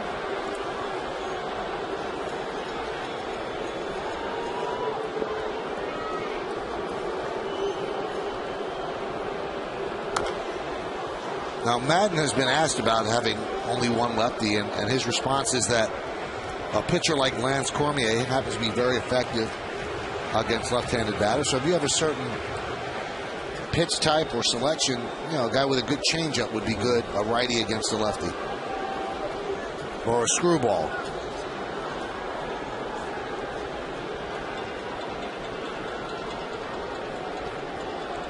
Three-two. Fouled away. That would be the one complaint that you have on Wade Davis, Kenny. A lot of full counts. A lot of full counts, and he's coming up on 100 pitches, and has not yet mastered the ability to get deeper into ball games. But he's got good stuff. I mean, with the Rays offense, they score any type of runs. And he has never been, well, he went to the 7th inning against Kansas City on May the 2nd. He worked 7 full innings. But that's the only time this year he's gotten through 7. In that game, he only allowed 3 hits. And the 3-2. Again fouled away. And he got a win. He beat Zach Greinke 1-0.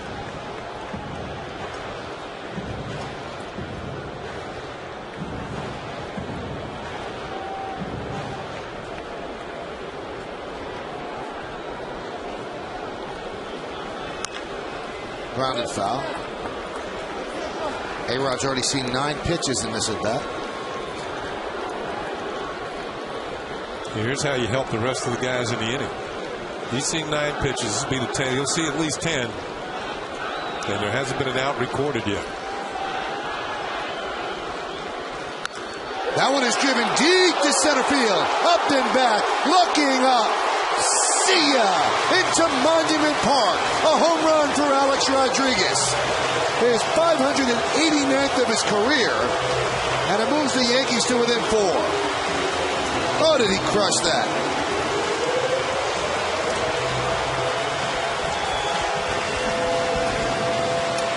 Runs batted in now in his last 17 games. That was a monster. Oh, right there. Lengthy at bat.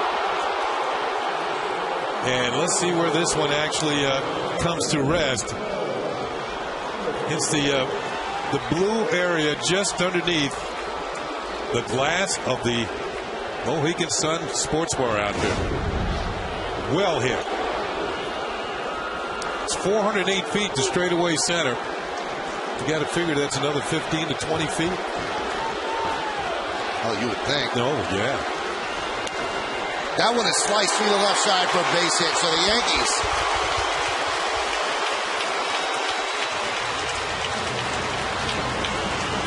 moving out of their slumber just a bit. Cano with his second straight 2-hit night. He had 2 doubles last night. Tonight he has 2 singles. And that's going to bring Jim Hickey to the mound, the Rays pitching coach. Let's take another look at this long home run hit by Alex Rodriguez. Straightaway center, right down the middle of the fairway. Upton got the last look at it. Now he's going to get another look at it as it bounces back onto the field. There's a great look in Yesmo. Follow through. Oof. Some kind of power. 589 home runs for Rodriguez. At the top is Barry Bonds, Aaron, Ruth, Mays, Griffey, Sosa, and Alex. So he's 20 away from Sammy Sosa.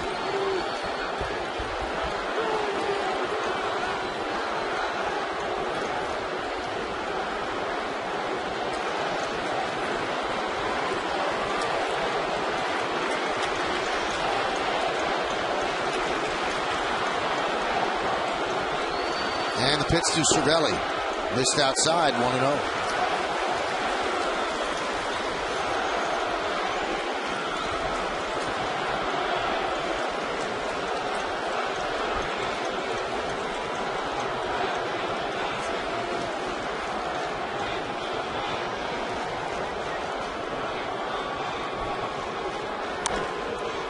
Grounded to third. Longoria gets 1 out. The return to first. Got him. Ooh, boy, that's some double play on a slow roller to third, and Cervelli is not that slow. Well, he talked about the athleticism of this Rays team, and you see some of it on display right here. First Longoria, then Brignac, and then the double play is turned. Moving away from second, watch Brignac get the ball off on its way to first with all kinds of pressure put on it by Robinson Cano. Yeah, this is not easy to turn. Here comes Cano. He's got to get out of the way, get the throw off. You're taught to get both your feet up off the ground. That way you can ride the runner as he comes in, and you lessen your chance of injury when he slides into you. There's Marcus Timms. 0-1.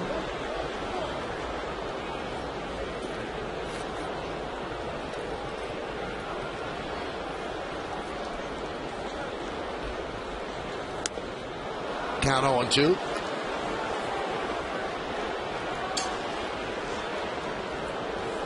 That was a power breaking ball that Tim's just barely got a look at. And the 0-2. 1-2.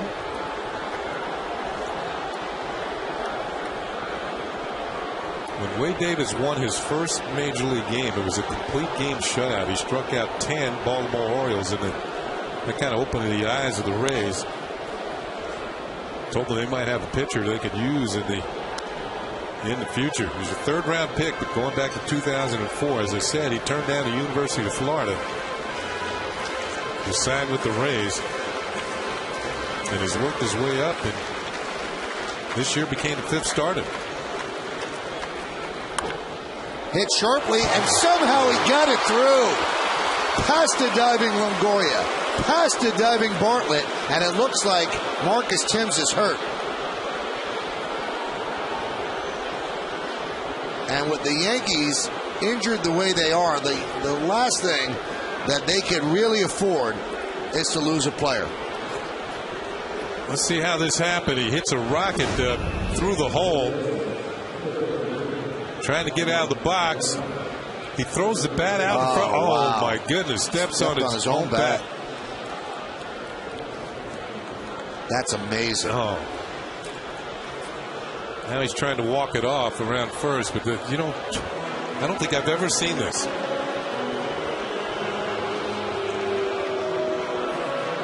The two fielders are on the floor, and then Marcus Thames is in pain. Well, Joe Madden is going to go to the bullpen. He is going to call on Lance Cormier, and it looks like Joe Girardi is going to take out Thames. He's hurt, and the Yankees are going to have to go to the bench. Who they pull off the bench? Well, we'll know in just a moment. Stay right where you are.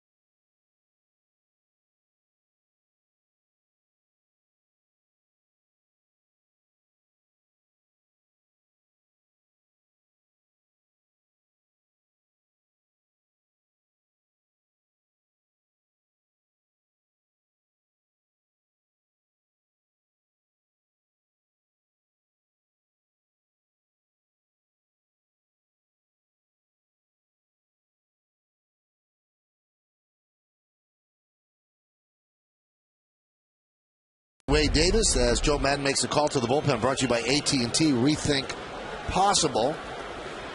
And another right-hander, it's Lance Cormier. Pinch running for Thames is Ramiro Pena, who will stay in to play right field. The Yankees simply do not have a backup outfielder right now. Nick Swisher is on the roster, but unavailable to play because of the bicep injury. You see Cormier's numbers. They sent down Greg Golson before yesterday's game because they needed Mark Melancon in the bullpen. And you just saw Curtis Granderson, who is still a few weeks away with that groin injury. Well, you know what the big problem is, Kenny? You're playing with a 25-man roster where two guys are unavailable, so you really technically have a two-man bench. Posada is only an emergency catcher, and Swisher, well, maybe he can hit right-handed. Certainly limits the amount of moves that a manager can make. And Pena who was running for Timms. Last year when the Yankees sent him down to the minor leagues, he played a few games in the outfield, in center field, just to increase his value as a player and give him the ability to, spell somebody in the outfield every once in a while. I think he's going to find out what it's all about.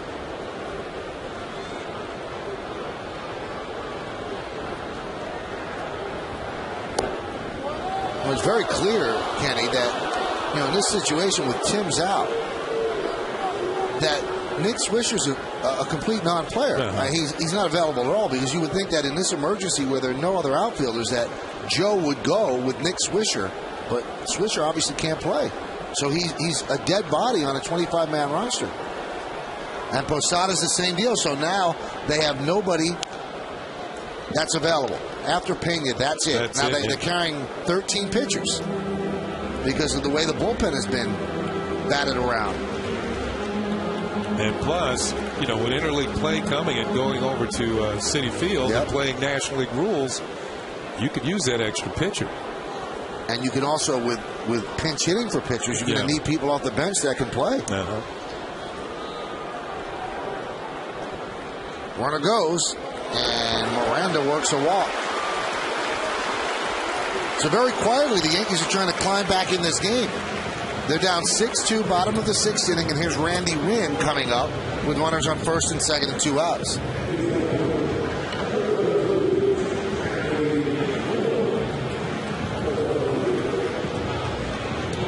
And you can see they're talking about, well, what's next? Who can we use? I think it's a case of what you see is what you get from this point on in this game.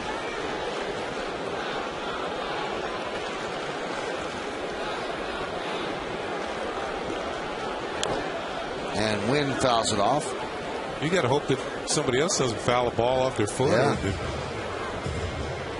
Now Posada is hurt because there was a foul tip off his right foot while he was catching. But the thing that the Yankees are a little worried about, initially was swelling at the top of the foot. Now that's gone down, but now the swelling's on the bottom of the foot. Makes it difficult to run. Yeah.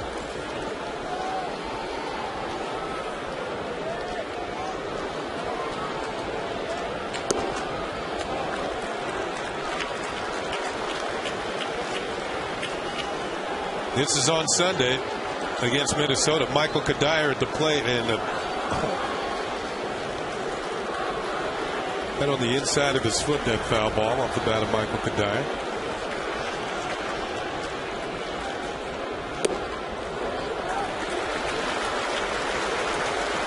This is the 40th game for the Rays, and this is only the 8th time in 40 games that the Rays have gone to the bullpen before the 7th inning. That's the kind of length their starters have been given them. Once every 5 games. Once every time through a rotation, one starter does not get through the 7th. Grounded to second. It's booted. Does he have time? No! So Brignac keeps the inning alive, and we'll bring Derek Jeter up with the bases loaded. Here's the pitch by pitch. With Randy Wynn, brought to you by Suzuki Kazashi. Well, let's check it out. Little cutter, fouled at the plate. Another breaking ball for a ball. Fastball up and away, 2-1. Fastball grounded to second, where Brignac cannot make the play, and the Yankees have the bases loaded. And also the tying run at the plate. There's the boot by Brignac.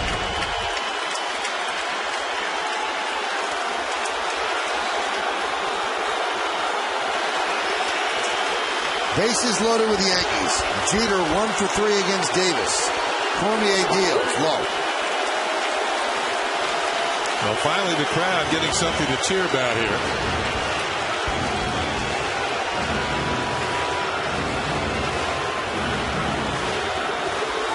Jeter 1 hit and 5 at bats lifetime against Cormier. With the bases loaded, 351 with 1 grand slam.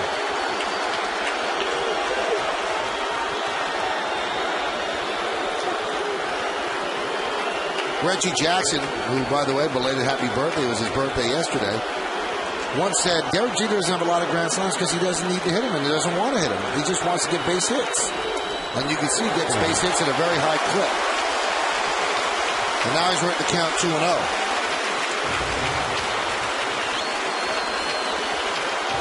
So a game that seemed to really be in hand for the Rays, now somewhat in doubt here in the bottom of the sixth.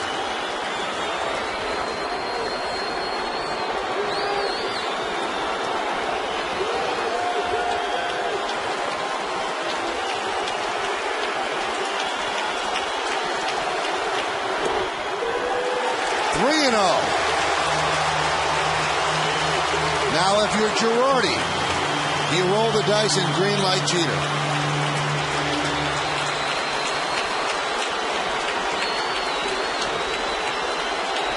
Sometimes it's more of a curse than a blessing because the hitter thinks he has to load up, try to hit a homer. Taking all the way, takes a strike.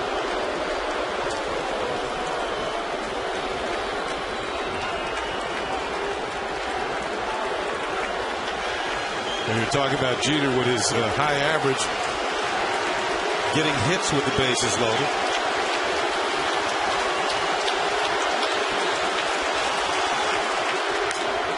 Grounded to short. Gobbled up by Bartlett, and he gets Jeter, and that will do it. So the Yankees just get one run on the Alex Rodriguez home run. 2 hits, 1 error, and the bases are left loaded. We go to the 7th at the stadium. Tampa Bay 6 and the New York Yankees 2.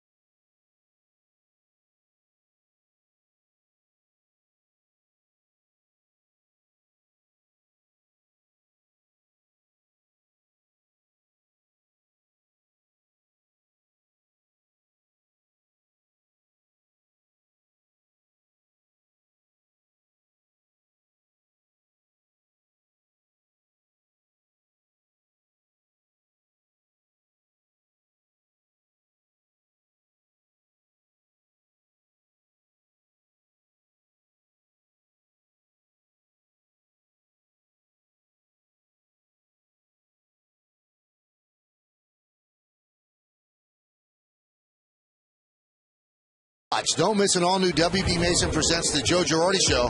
This is a tough week against the Red Sox and the Rays. Joe's going to break down the division race, look ahead to next week's series with the Twins and the Indians, talk about the Mets some as well. It's the all-new Joe Girardi Show, Sunday at 7:30, only on Yes. So Ramiro Pena takes over in right field for Marcus Timms, who they say has suffered a sprained left ankle.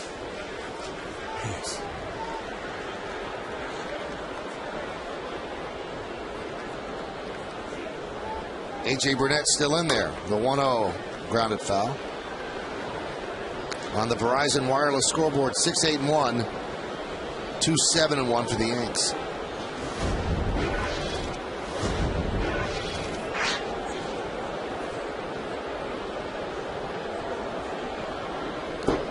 Pretty soon you're going to have to draw a number to go into the training room. You can see Steve Donahue has a pad there with all the names on it. There's a lot of names on that list.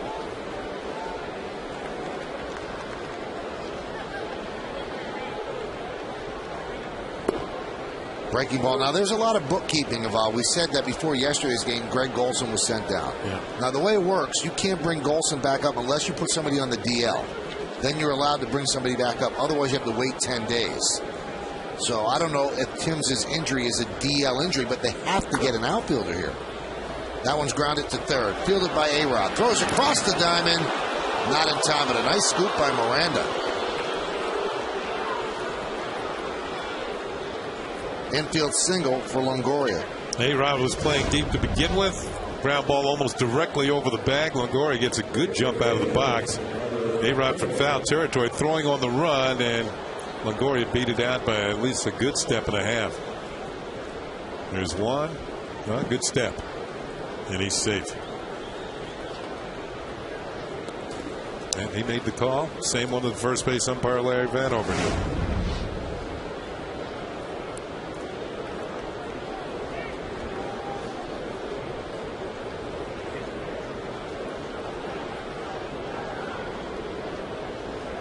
Here's Carlos Pena, 0 for 3 tonight,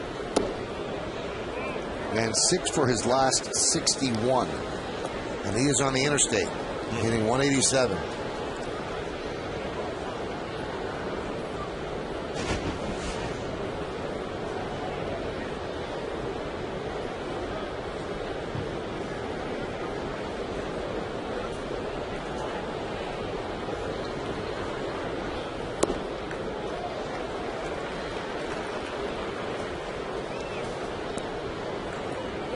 Pena's on. He could be a tough hitter because he hits the high fastball for distance and he can hit the low fastball for distance. But right now his swing is off. He got a couple of hits yesterday. In fact, hit one to left field. And he usually doesn't do that.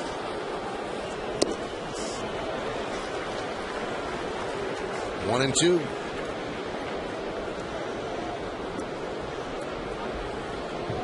Yesterday he got his first run batted in at a game at Tropicana Field in 15 games. A lot of ribbies, though, for 187 average. 23 is pretty good. You're right. And that's primarily because he got a lot of men on in front of him.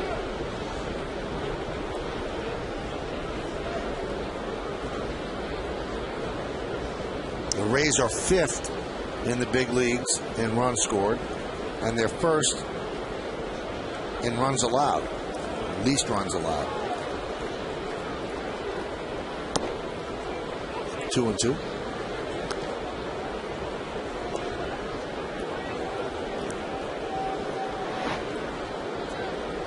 You know, if you have a team that has quite a few players with high on base percentages, and then you can get players who hit with runners in scoring, but you're going to score a lot of runs. The fact is that one of the key numbers that a lot of people leave out is hitting with runners in scoring position as a whole team. They have a tendency to point to individuals, but it's a team sport. You can be up there in that category. Runner goes, and another stolen base for the Rays. They're running wild. That's their 6th. And a second for Longoria in this game. He now has 7 on the season. And it shows you how much of the stolen base game is on the pitcher, because Cervelli is a good catch and throw guy behind the plate. He doesn't have a chance. AJ's leg kick is too high. Now the Yankees can neutralize the running game tomorrow night with Andy Pettit on the mound.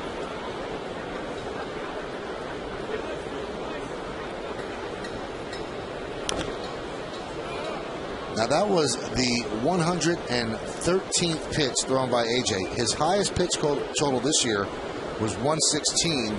That was on April 29th at Baltimore.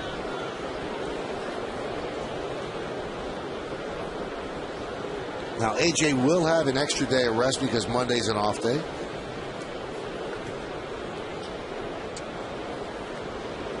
I was talking about the Rays' ability to hit with runners in scoring position. 301 as a team. That is excellent. First in the American League. Strike 3. Carlos Pena down looking. Speaking of Andy Pettit, let's take a look at tomorrow's pitching matchup. Brought to you by Fios TV, Internet, and Phone. This is Beyond Cable. This is Fios. the man they call Big Game James. James Shields goes for the Rays, 4-1, 3 even ERA. Andy Pettit having a tremendous season, 5-0, 1.79. Now, our coverage on Yes starts at 6. The batting practice show, pregame at 6:30. No, I'm sorry. Tomorrow, the coverage totally is on My 9 at 7. I'm sorry, My 9 at 7 o'clock tomorrow.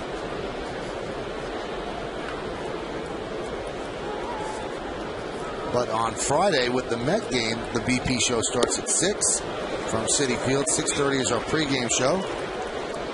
And the game is on the Yes Network, and big post game after the Mets against the Yankees. First game of 6 in the Subway Series. Here's B.J. Upton.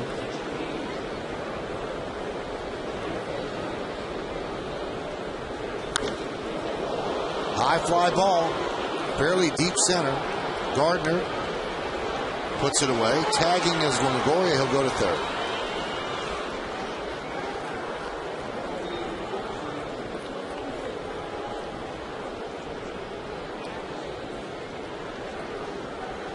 So 2 outs here in the 7th, and that's going to do it for A.J. Burnett.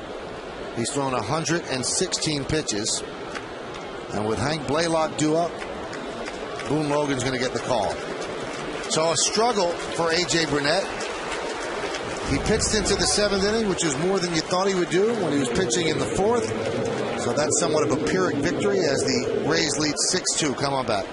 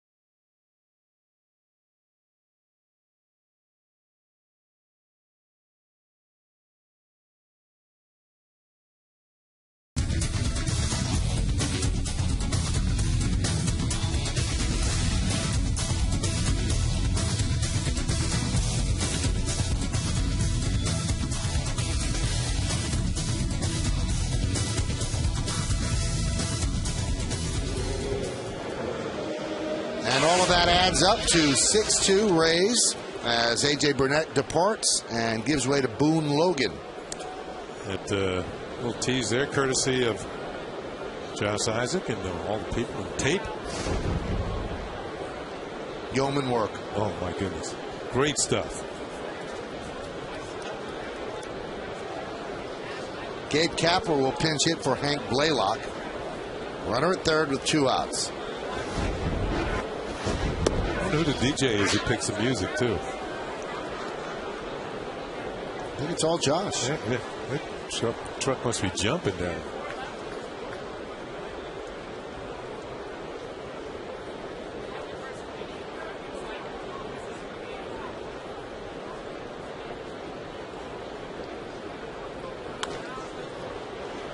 High fly ball, right field. Ramiro Pena is there, and he'll put it away for the final out. of the 7th. No runs a hit, no errors, and 1 man left on base at the end of 6 1/2. Time for the 7th inning stretch here at the stadium. The Yankees are trailing this one 6-2, but will stay right here and honor America in the Bronx. Silent prayer as we remember the servicemen and women who are serving our country at home and around the globe. Thank you. Now, please join in as we listen to Kate Smith's rendition of God Bless America.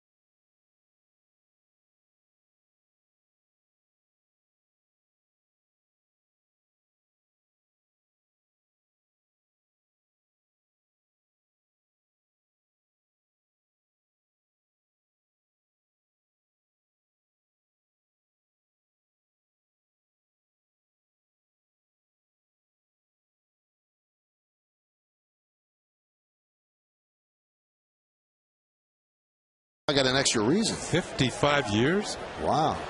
Verizon Wireless scoreboard 6-2. Tampa Bay leads the Yankees. 55 years. So let's see. That would be 1955. Pitch to Brett Gardner is a strike. You mean the Brooklyn Dodgers are winning? they won the World Series that year. Yeah. Well, that didn't happen in D.C. tonight. That one's driven deep to right. Fair ball, it's gone. It is a foul ball. I was talking earlier about every once in a while, Brett Gardner's going to load up on one on the inner half. A little spinner, looked like a little cutter. He's just a little too quick. But that'll keep Cormier away from that inside corner. So near and yet so far.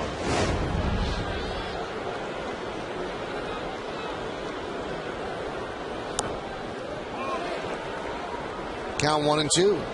Yankees threatened in the 6th inning. First, A-Rod led off with a home run, and then the Yankees ended up loading the bases. See Grant Balfour warming up for Derek Jeter, and Derek hit a ground ball short to end the inning. That one is popped up. Shallow center. Bartlett will make the play for the first out. This Sunday, rock out with your favorite Bombers on a new Yankees on Deck presented by Topps Attacks. A.J. Burnett and Phil Hughes getting their licks at the Rock and Blues Academy. And A-Rod gives you tips on how to develop your speed. The Emmy-winning Yankees on Deck is all new Sunday at noon, only on Yes.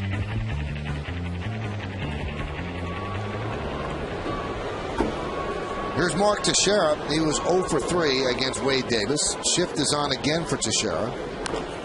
And again, he hits into it.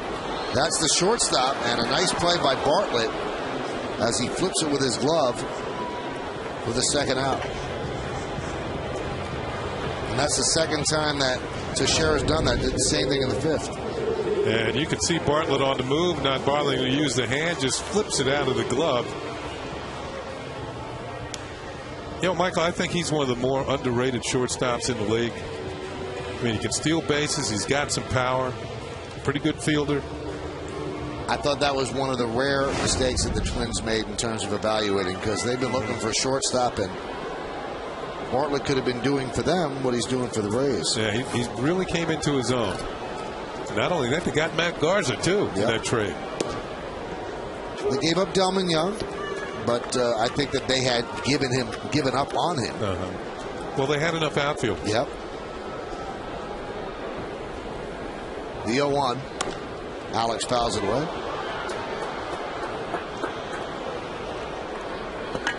November 28, 2007 is when the trade took place, and Bartlett, Garza, and Eduardo Moreland acquired by Tampa Bay, and the Twins got Brendan Harris, Jason Pretty, and Delman Young.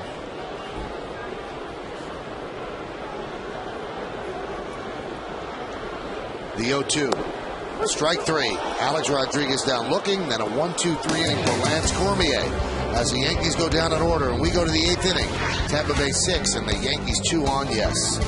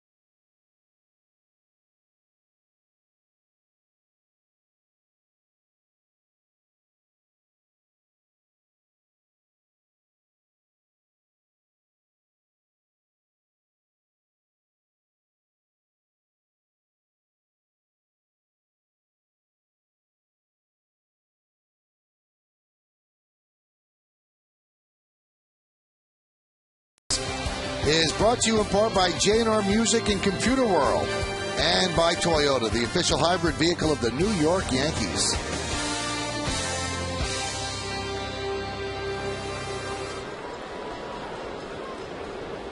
Boone Logan got the final out of the 7th. He's still in there. He'll face John Jaso. Logan deals outside, 1-0.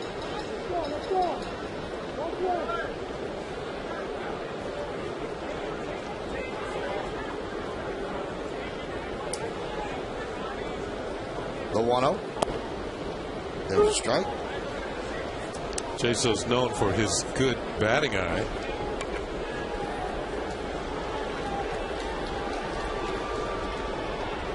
His on base percentage over 40%.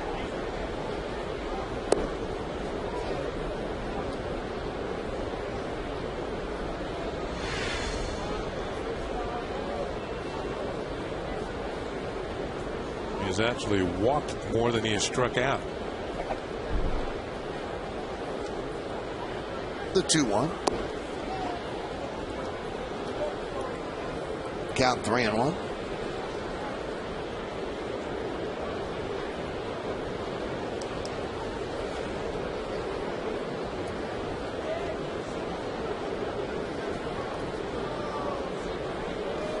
And the pitch. Foul back.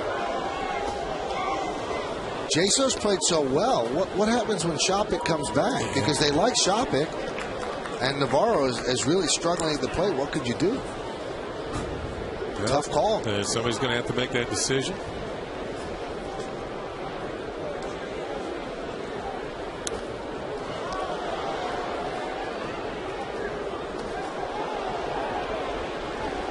Andrew Friedman, the Executive Vice President, Baseball Operations. You're right, Michael. That's not going to be an easy decision because they went and acquired Shopik. And Jaso works a walk. So he's been on base 3 times tonight. 2 hits and a walk.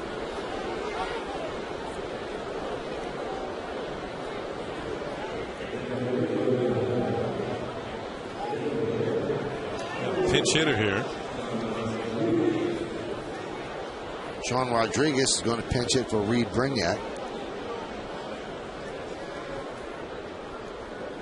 Well, Michael, we did a couple of games that involved the Rays earlier in spring training, and he couldn't get him out.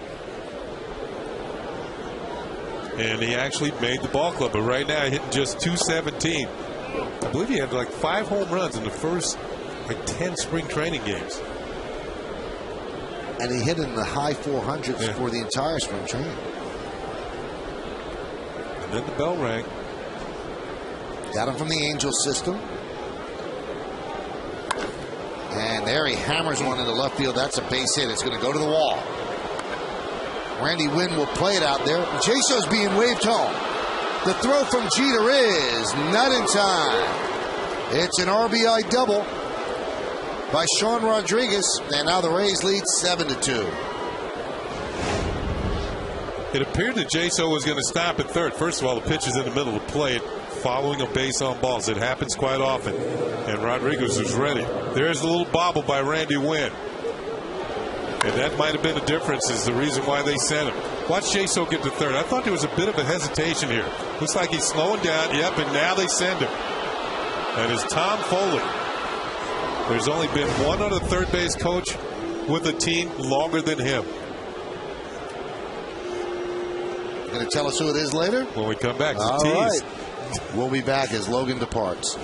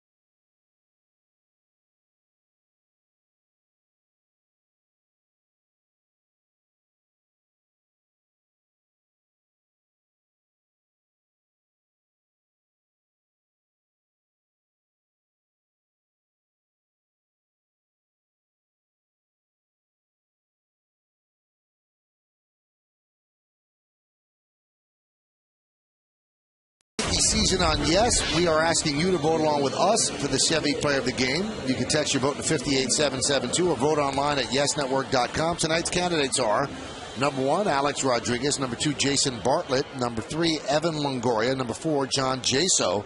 You can vote now. Make your voice heard. Standard text messaging rates apply. The big leagues indeed here at Yankee Stadium. And Mark Melancon is back in the big leagues. Called up before yesterday's game. And now facing the top of the Rays order with a runner on second. Nobody out. Rays lead 7-2. Bunted. Third baseline, but foul. Now, that can't be called from the bench, can it, Kenny? Why don't you just try to break the game up? I don't think it is. When you're up by 5 runs, you should be swinging away. You should kind of stop stealing bases late in the ball game. But that's, part of the makeup of the Rays of stealing. They've got 6 stolen bases tonight, and a few of them come late in the ball game with a decent lead. I mean, if that's called from the bench, again, it's probably not. But if it's not, then you got to pull Bartlett aside and go, well, what are you doing? It's the 8th inning. Break the game open. We've got a 5-run lead. What do you need more for? 5 runs already survives the grand slam. Very odd. We'll see if he bunts again.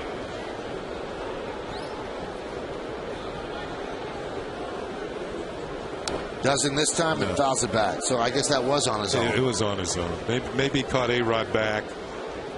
Remember, this guy's trying to build up his batting average. He came in hitting .242. Multi-hit game. Gets him going in the right direction.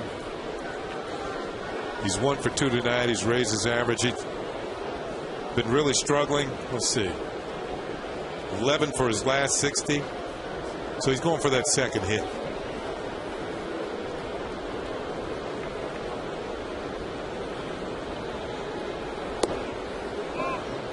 Count 1-2. Melancon made only 1 appearance this year. May 2nd against the White Sox. 2 innings, 2 hits, 3 runs. 2 of them earned, 1 home run. In AAA, 4-1, 2.74, 31 strikeouts in 23 innings. That's in 15 games. Grounded through the right side for a base hit. Rodriguez rounds third. He's coming home. The throw from Pena is wide, and that allows Bartlett to go to second. It is 8-2 Rays. So in the long run, Bartlett does get his second hit. As he sneaks one through the right side, look at Pena. Only the second time in his career he's been in right field. Made a decent throw, offline.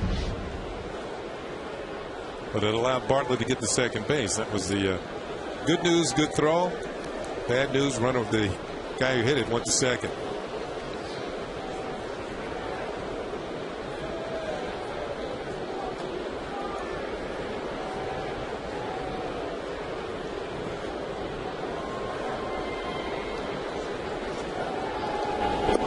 Pitch to Crawford is outside. Well, you can see the Rays don't take their foot off the gas pedal. And that's why they have the best record in the game right now, trying to go 29-11. 29 wins they could have in the first 40 games.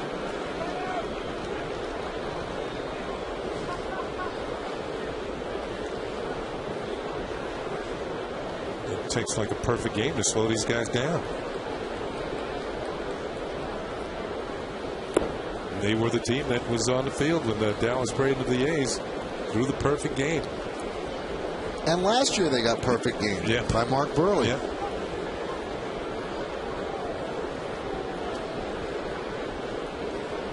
Now you know that they're going to slow down. I don't mean stealing bases, but they're going to slow down in terms of winning. You don't win 29 out of every 40 games because you'd be setting all-time records.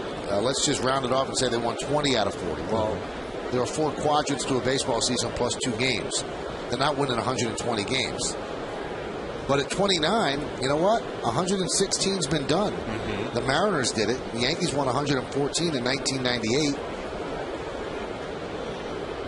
But I don't think playing against this American League East, they're going to win 116 games.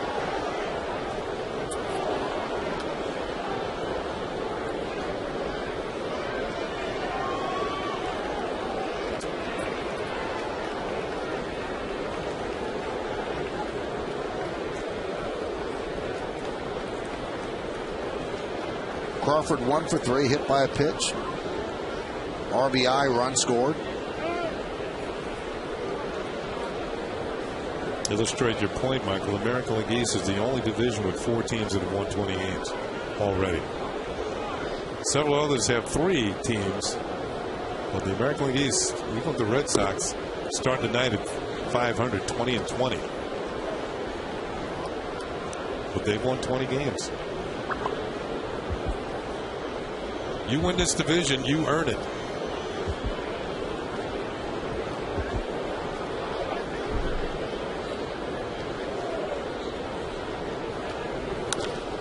That one's driven out to right center field. Giving chase is Brett Gardner. He's there. Tagging is Bartlett, and he will move to third. So he's at third base with 1 out. See, if Bartlett comes around to score, that's where that throw to home plate, where he couldn't get the runner, Bartlett was able to go to second. You got to get it near the cutoff man, so he can at least fake the cutoff, and that'll hold the runner at first.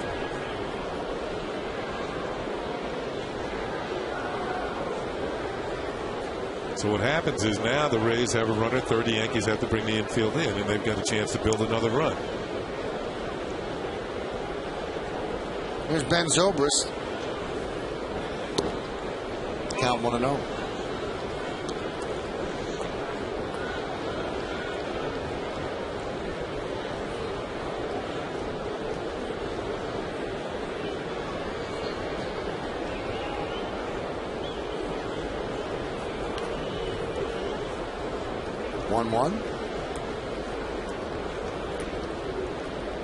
To put into perspective how good the start is for the Rays, if they win tonight, they're up 8-2. And then they proceed to play 500 baseball the rest of the way. Just 500. They win 90 games. There's a strike. And my guess is, watching them, they're not going to play 500 baseball. They don't have a 500 pitching staff. Mm-hmm.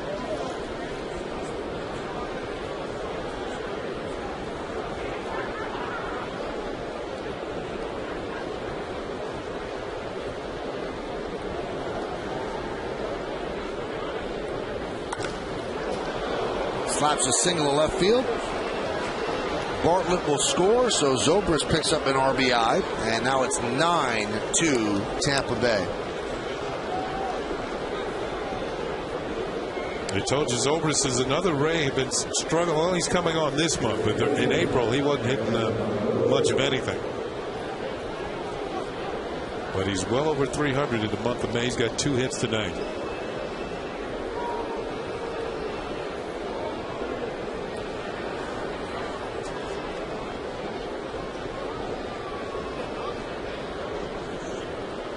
Here's Evan Longoria, 2 for 3, couple of ribbies, breaking ball by Melanson, 1-0.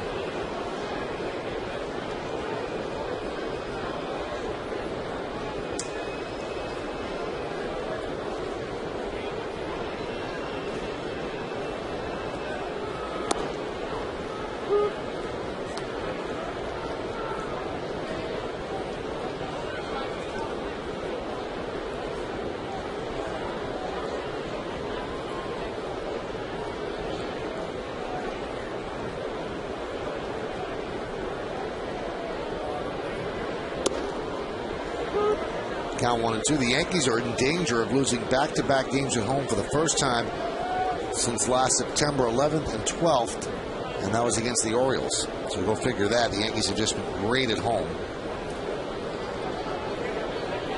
since the place opened.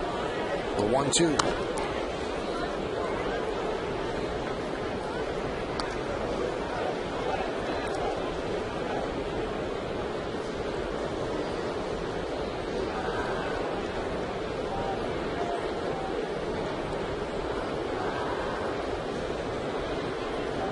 Yeah, their overall record right here in this ballpark has been fantastic over quite a spell now. 85 games. The last 85 games, they're 64-21. Yeah, that's some baseball in your own ballpark.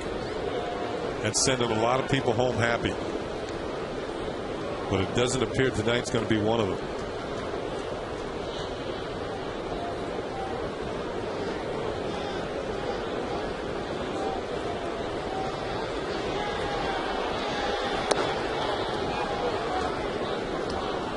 And the count 3-2. It's amazing when you see Melancon's numbers in AAA. Yeah. And the Yankees like his stuff. But it doesn't translate up here. I don't know if it's simply inconsistency or it feels overwhelmed. It doesn't make sense. The lineups are deeper in the major leagues. I mean, you get to a certain point in minor league, even at the AAA level, get to certain points. And what happens is that you run into guys who are just going to make their outs. They're not as accomplished hitters, and they'll chase pitches out of the zone more than big league hitters will. Right back up the middle, a base hit for Longoria. And here in the big leagues, too, like you see this base hit by Longoria, when you throw a pitch towards the middle of the plate, these guys are the best hitters in the world. They're going to hit it. Target is low and away, but you can see Cervelli reached towards the middle. And good extension on the swing by Longoria. And bam, line drive, he hits it hard, gets himself a base hit. Now, he's one of the better hitters in the game. And even some of the guys who aren't that good at the big league level, they're going to hit the ball hard. I mean, Melancon is out there to take some punches. They can't afford to use another relief pitcher. Now, Pena's up here. The pressure's on him. He hasn't been hitting. He does not have a hit tonight. He is the only Ray that does not have at least one hit in this game. One man out, first and second, 3 runs in. Yankees trail 9-2.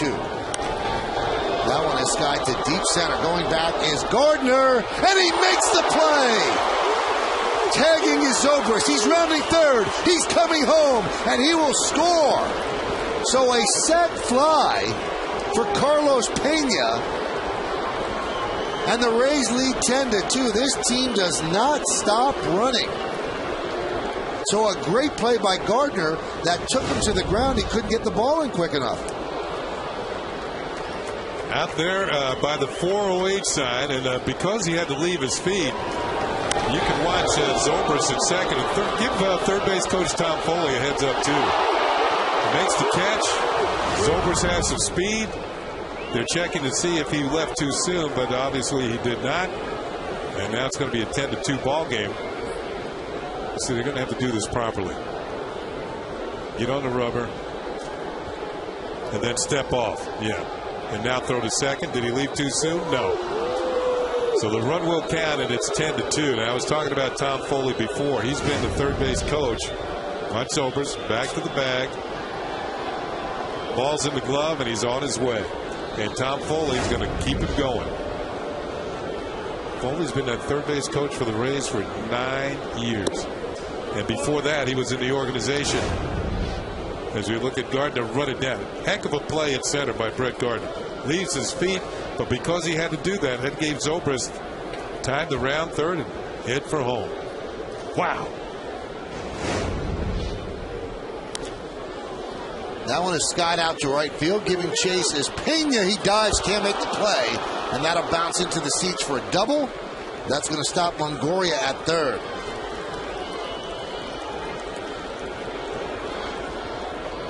So a double for Upton. Now, Kenny, you never answered the question before. Who's been a base coach longer in baseball? Jose Oquendo with the Cardinals, 10 years. A long-time coach for Tony La Russa. There's the effort.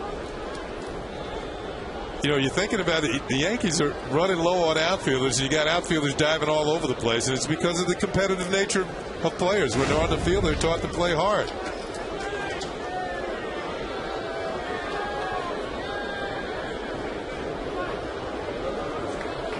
Kapler swings and misses. We're talking about how aggressive the Rays are. Now here's Zobrist. Tags at second. Remember, Gardner's going to have to leave his feet to make this catch. He's running hard, and he gets the green light from Foley. And that's the 10th run. The 0-1. This is the second time tonight that the Tampa Bay Rays have batted around. They did it in the 4th inning, scoring 4 runs, and they scored 4 runs again here in the 8th. They have runners on 2nd and 3rd with 2 men out.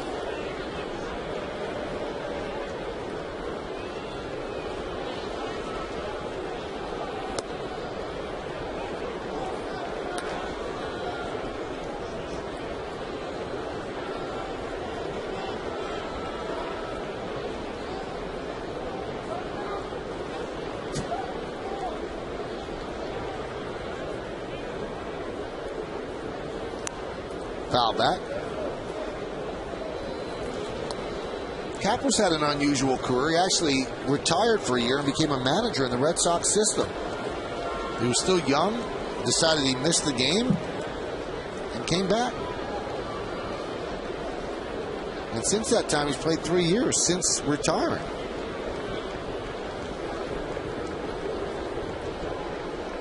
Two.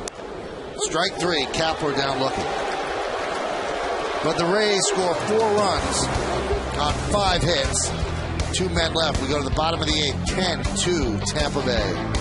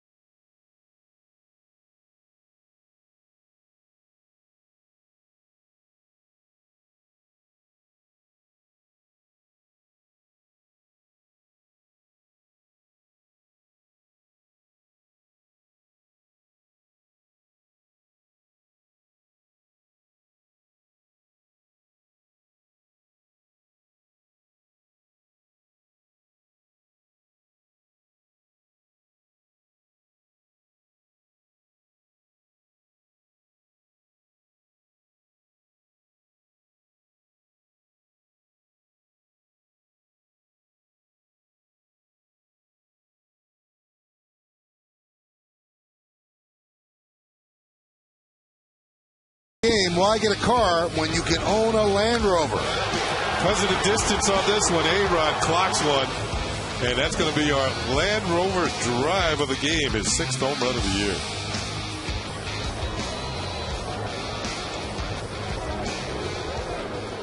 Well, the Yankees have some ground to try to make up. They're down by 8 runs as we go to the bottom of the 8th inning. 10-2. It's been all Tampa Bay from the very first batter, Jason Bartlett, when he hit that home run against A.J. Burnett. They have not looked back. 1-0, 2-0, 6-0, 6-1, 6-2, and now 10-2. Here's Cano. That one is lofted into right center field. It's going to be a base hit. They get past Upton, and it rolls to the wall. As Cano with a leadoff double. It's Cano's 3rd hit of the night, and that's a good sign for the Yankees. Yeah, he, as I said before, he was out here early today with Kevin Long, the Yankee hitting coach, working on his stroke. And his 3rd hit of the night. He had 2 last night, so 5 hits in the last 2 games for Robinson Cano, who slipped into a little bit of a funk, and now maybe starting to get it back together as he races one by B.J. Upton in right center field. It's his 11th double of the year. Here's Cervelli, a double in the 2nd, a sac fly to right in the 4th, and then he wrapped into a 5-4-3 double play. New second baseman is Sean Rodriguez. He had that pinch hit double.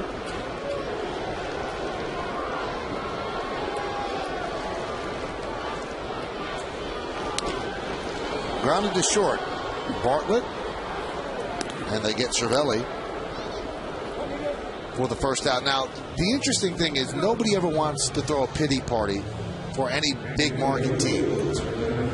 I talked about it on my radio show today. People go, well, how could you make excuses for the Yankees? Well, it's not excuses, it's fact. I know they still run A-Rod out there. They still run Teixeira, Jeter, and Cano. But this is a shell of the team that ran out there on spring training or the opening day. There's no Posada. There's no Granderson. There's no Johnson. There's no Swisher. And the guys that are on the bench, Swisher and Posada, are unplayable people. So this is not the Yankees right now. It's just not. And it's not an excuse, and it's something that you could see coming because they've been worn down with injuries, and they've got to tread water and remain competitive until they get those people back.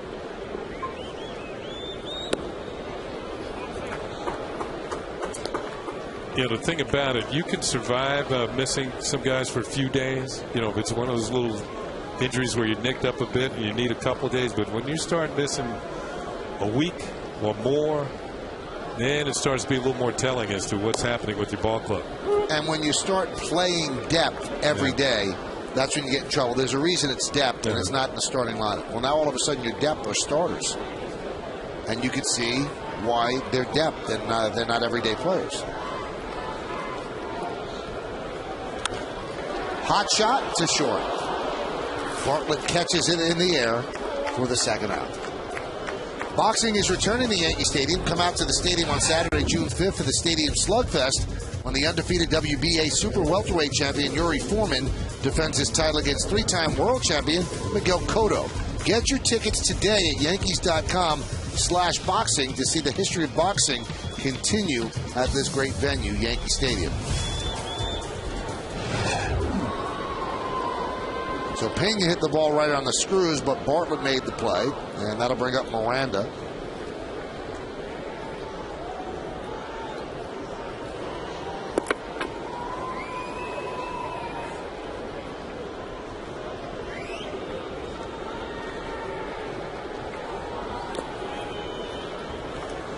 Pitch low to Miranda. Miranda's 0 for 2 with a walk. No, with Posada out, it takes away the opportunity for Girardi to have Posada DH, make your lineup a little longer, and have Cervelli behind the plate. It's about Posada's like a 2 hitters in one, being a switch hitter when he DHs. You don't have to worry about making changes. Be interesting to see what the Yankees do over the next day or so. We mentioned this earlier. They play National League games. Starting on Friday, they play 3 games against the Mets. You cannot go into a National League city with the bench the Yankees presently have without 2 guys being able to play but still on the active roster. And Yankee GM Brian Cashman knows it, and manager Joe Girardi knows it, and they're either going to have to get healthy or they're going to have to go on the DL. Pitching changes are more frequent in National League games because you pinch hit for them. You get the opportunity with men on base and your pitcher comes up, you send a hitter up off the bench. And right now, starting in today's game, they had 1 guy to send up, and that was Ramiro Pena, because they're only playing with 3 guys on the bench and 13 pitchers.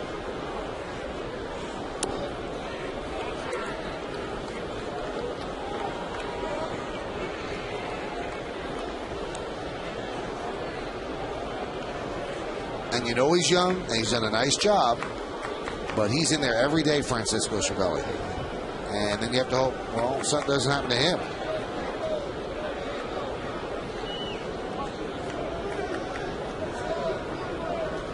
And with the way it is right now, the Yankees would bring up another catcher, but they really don't have anybody ready. Chad Moeller is not on the 40-man roster, and he's not playing that well at Scranton Wilkes-Barre. You're not bringing up Montero. Romine is a very highly touted prospect, and he could probably do the job defensively, but not offensively, and he's not on the 40-man roster. Although I was talking to James Rowson tonight, who will be taking over for Kevin Long, because Kevin has to go to see his son's graduating from high school, and James Rowson is the roving hitting instructor in the Yankees organization. He's here already. And he was telling me that Austin Romine really been hitting the ball. So not only is he a good defensive catcher, maybe his hitting is starting to catch up to it. We saw a little bit of it in spring training. And Montero had been struggling offensively at AAA, and the other day I saw he picked up a grand slam. He had actually been benched for a couple of games, and maybe that got his mind straight, and he's starting to hit now too. The Yankees have a lot of catchers in the minor leagues, but they're not ready to come up here at this point. They might be future stars. Strike three, Miranda down looking. So that's going to do it here in the 8th inning. No runs, a hit, no errors, and one man left. Austin Romine hitting .304 at AA.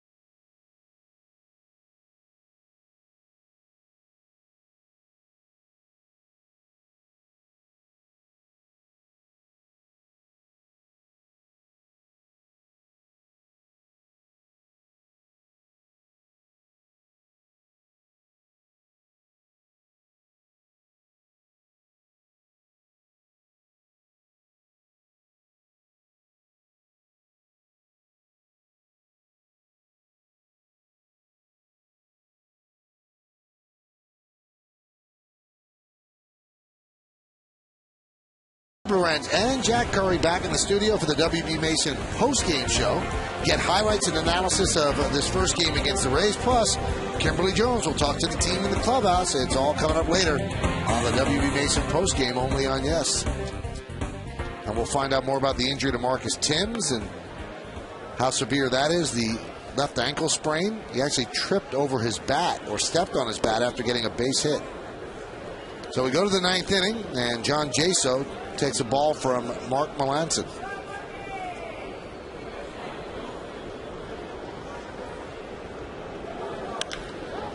Grounded through the right side for a base hit. Jaso with 3 hits. He's been on base 4 times.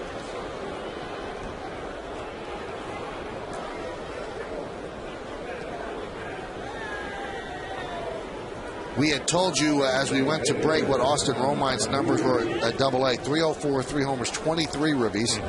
And Jesus Montero, who's considered one of the best prospects in the minor leagues, not just the Yankee minor league, in the minor leagues. At AAA, 230, 3 homers, and 19 runs batted in.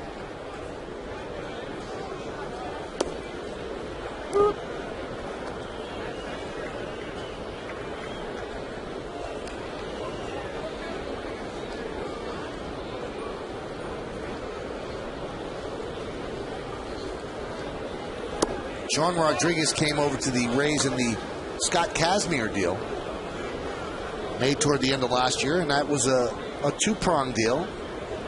Rays thought they had other pitchers that could do what Kazmir could do, and also that got rid of $10 million a year in salary, which was on the books for Kazmir. They knew the likes of Wade Davis, David Price were in the minor leagues. And at minimum wage. under their control for a few years. And Melanson powers that one by Sean Rodriguez for the first out. This really ticked a lot of people off with the Rays, or fans of the Rays. Well, why are you trading Scott Kazmir? You're giving up. This is just a money deal. Well, turned out they got a good player in Sean Rodriguez and another pitcher and another infielder. And Kazmir hasn't done all that much with the Angels. I think he's under 500. I think he's 2-4.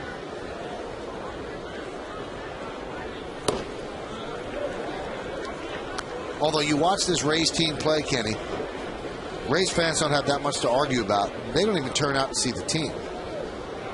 Not the way they should. Not the way they should for a team of this caliber.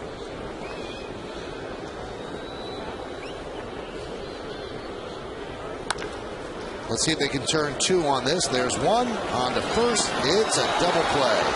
So they double up Jason Bartlett, and that will do it here in the top of the 9th inning. No runs are hit, no errors, and because of the DP, nobody left. We go to the bottom of the 9th, 10-2 Rays.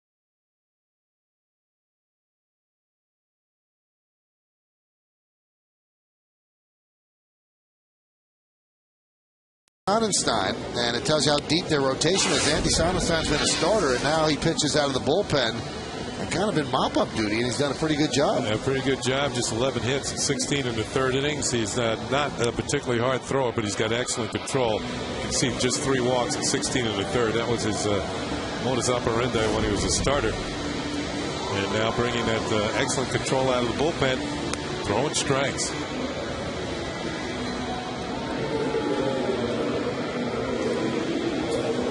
Well, the Yankees have really not been in this game. They had one opportunity to really get in it. That was in the 6th inning. They're down 6-2. They had the bases loaded with 2 outs, and Jeter was at the plate against Lance Cormier, and he hit a hard ground ball to Jason Bartlett. That was really the only time that the crowd could get excited.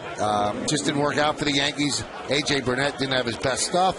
He hung in there and pitched into the 7th inning, but didn't have great command, let's put it that way, and that really hurt the Yankees today. So they have 3 outs here in the bottom of the 9th inning, try to score 8 runs. Randy Wynn leads off and takes a pitch high.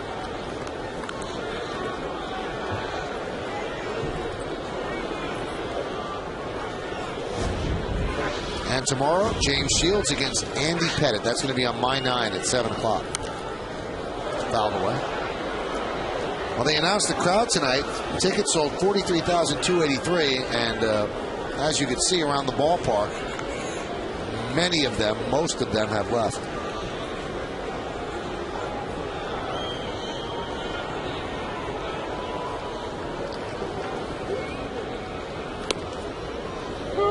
One and two. Little cutter from Sonnenstein hit the inside corner.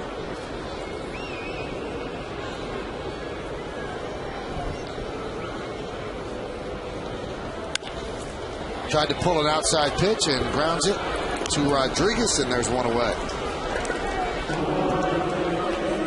This is one of those games that do the Yankees, and they absorbed a pretty good pasting tonight.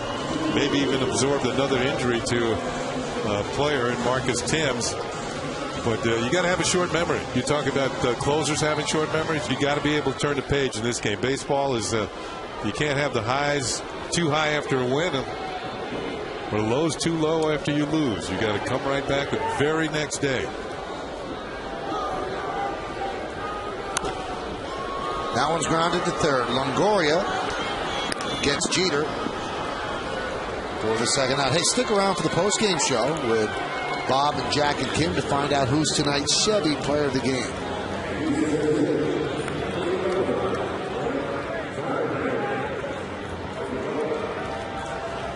So with 2 down, that's going to bring up Brett Gardner. Gardner walked, single, grounded to second, and popped to short.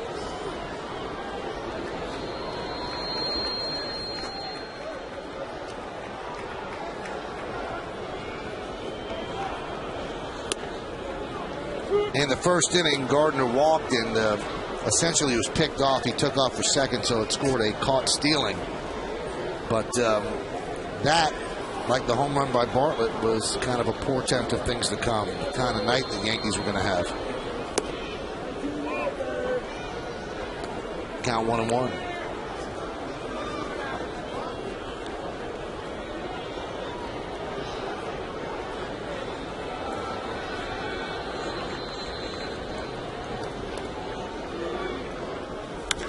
That one is slapped into left center field. It is a base hit.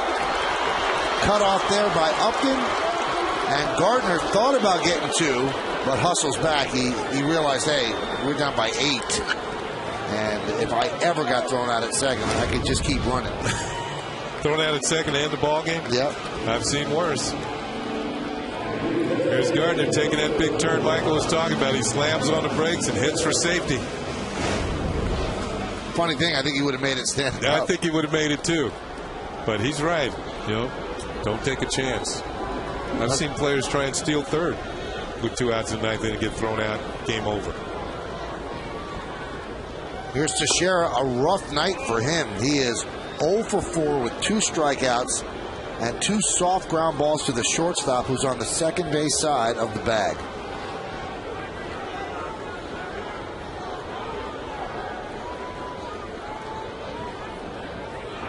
No one holding on Gardner. Count 2-0.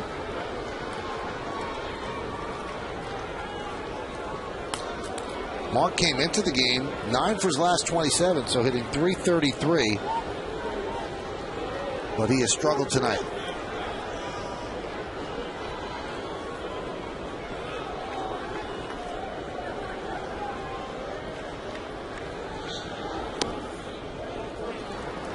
And the count 3-0. Alex Rodriguez with the home run tonight. He is on deck.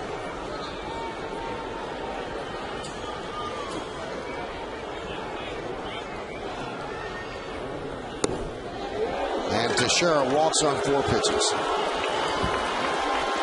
So he finally gets on base tonight. And that gives A-Rod another swing.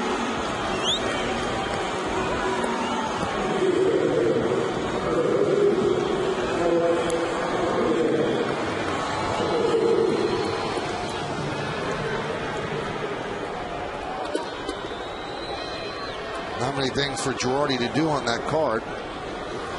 Doesn't really have a bench right now.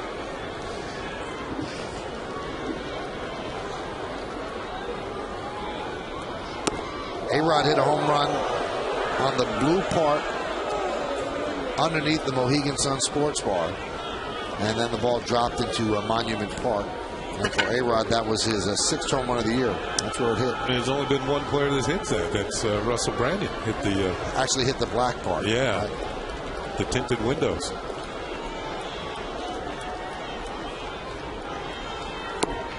Almost restaurant quality. Here's a look what Michael's talking about. Just over the. It looks like it's padded under there, isn't it? That ball was smoked. So now 2-0 for Rodriguez.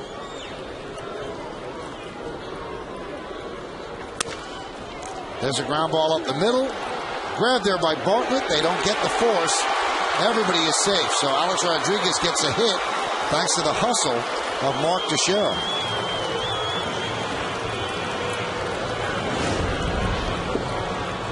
Playing him the pull, you can see Bartlett. The ball was not hit very hard. It was a broken bat. That was why he was able to get to it. There's the flip, and you can see Teixeira's in there easily. And if you're A-Rod, you look over towards second and thank your teammate for the hustle. You know, if you saw that shot, if he goes to first base, A-Rod's out by 10 feet. And Bartlett threw to first rather than second. I was following the play at second. A-Rod was kind of just going half speed toward first base. But he might have been too far off balance to make that throw. Maybe. Here's Cano. Bases loaded, 2 outs.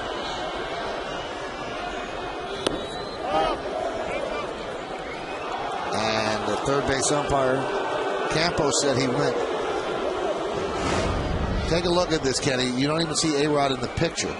He's still not in the picture when this toss is made. And still not, and still not, and still not. And there he is.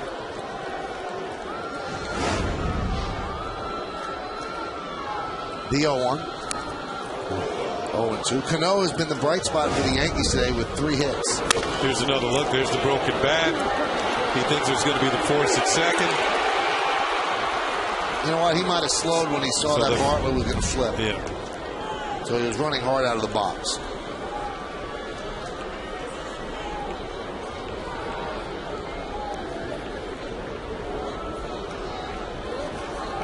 Gardner's at third.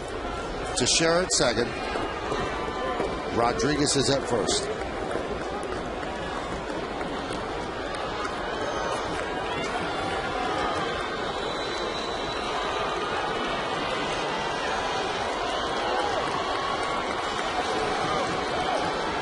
And the 0-2 to Cano, way outside.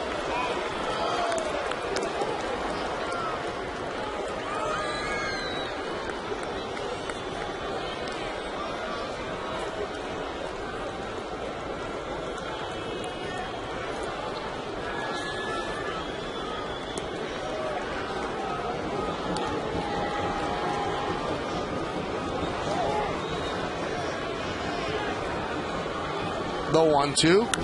Hot shot up the middle, a base hit off the bat of Cano. Scoring is Gardner. They hold Teixeira up at third. RBI single for Cano. He has 4 hits tonight, 4 for 5, and the Rays now lead 10-3. Yeah, after flying out to center his first time, 4 consecutive hits, 2 singles, a double, and now another single. And give Cano a run batted in. Man, solid line drive. And just about all his hits tonight, Michael, been hit on the nose. And like I said, when I got here at 3:30 this afternoon, he was out on the field taking extra batting practice, working on quickness. Here's Francisco Cervelli.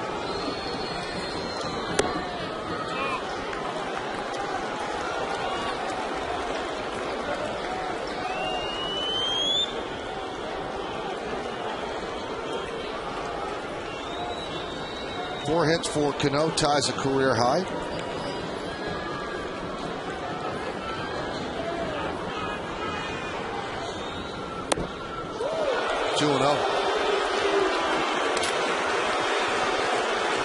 Joaquin Benoit beginning to throw. Remember him in Texas.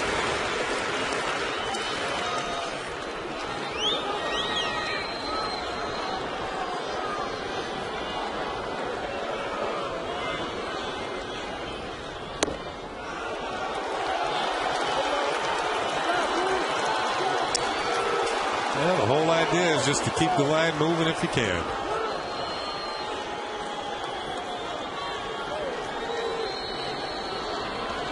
Nobody likes to make that last out in the ball game. There's a strike to Cervelli, and the count 3-1.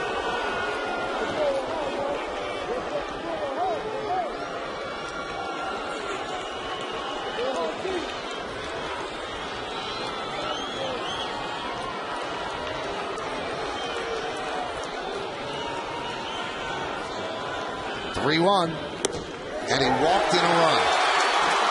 Teixeira will touch up, an RBI for Cervelli. It's his 17th of the year, second of the game. And now the Yankees trail 10-4. Jim Hickey comes out to talk.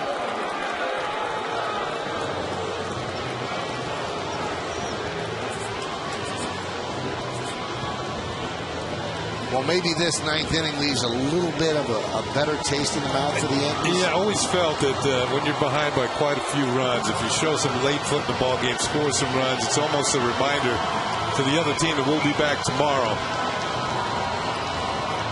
And we're not the pushovers that you think we are.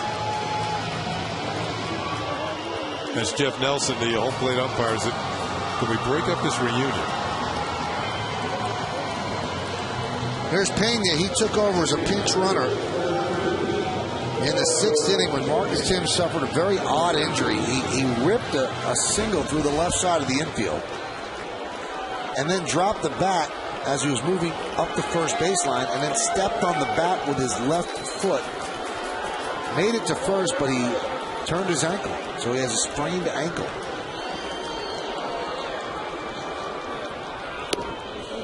He had a strike. Here's what Michael's talking about. Solid base hit. Throws the bat out in front of him and then steps on it. And man, I have never seen that before. The 0-1. Now, people sometimes throw the bat when they hit, but they throw behind him. I've never seen that in front.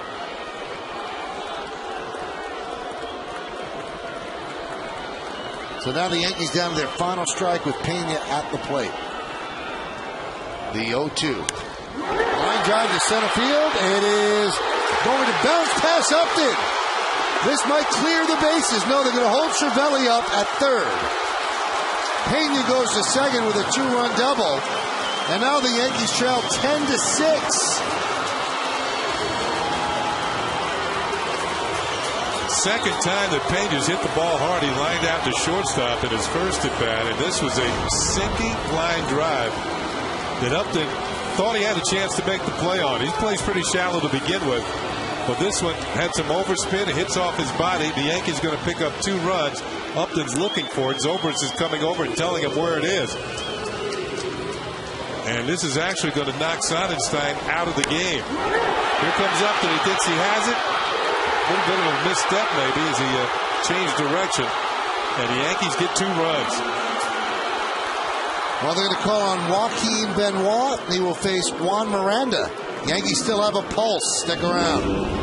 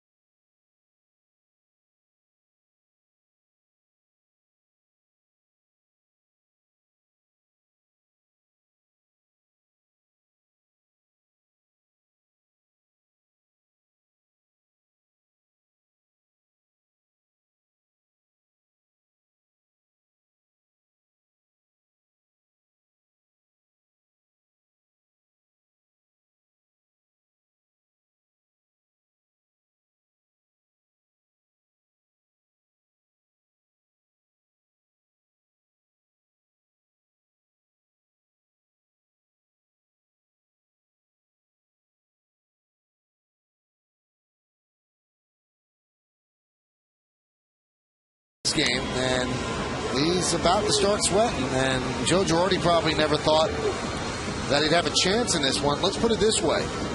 If one more runner gets on, that would bring the tying run to the plate in a game that the Yankees were losing by 8 coming into the 9th inning. Joaquin Benoit has been outstanding. 6 games, 6 and 2/3 innings, 9 strikeouts, and he has not allowed a run. His last appearance, 1 and 2/3 innings against Cleveland on May 17th. He struck out all 5 batters he retired. He's going to face Juan Miranda with runners on 2nd and 3rd with 2 outs. Yeah, you might remember Benoit with the Texas Rangers. He'd been with their organization for 14 seasons. And he missed all of last year. Shoulder surgery. This Yankee rally in the 9th inning, all of it coming after the first 2 batters were retired.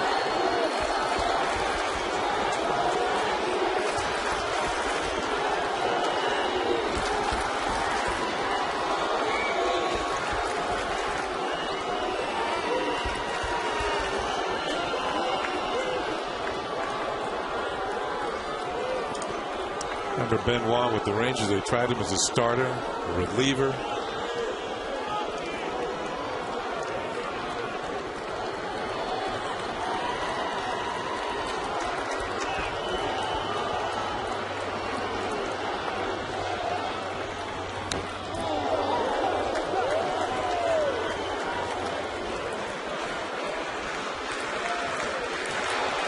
Well, whatever surgery they performed on that shoulder, the first pitch was 95 miles an hour.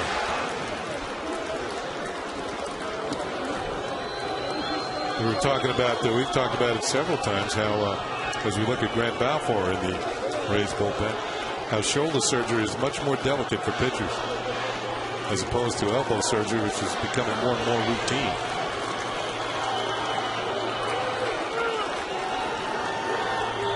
The 0-1. 1-1.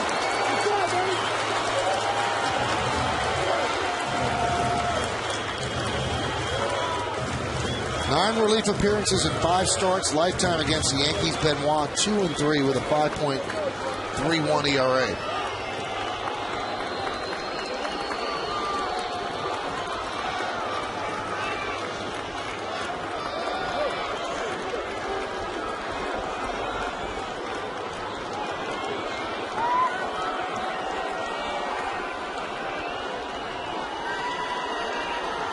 Long set. And the 1-1. Fouled away, 1-2. 97 miles an hour. Sign that doctor up who performed that surgery.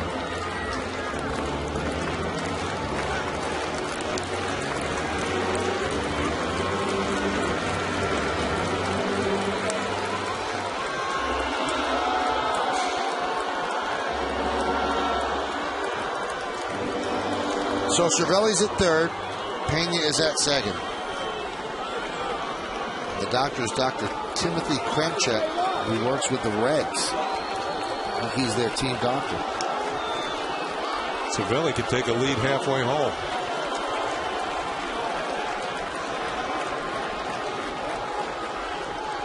And the pitch. 2-2. I mean, Longoria is playing shortstop. Cervelli is over at 3rd. Here's the closest fielder to Cervelli.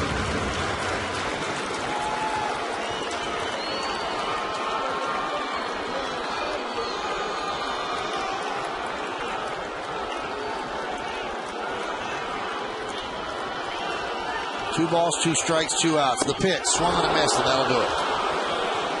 Got him on a change.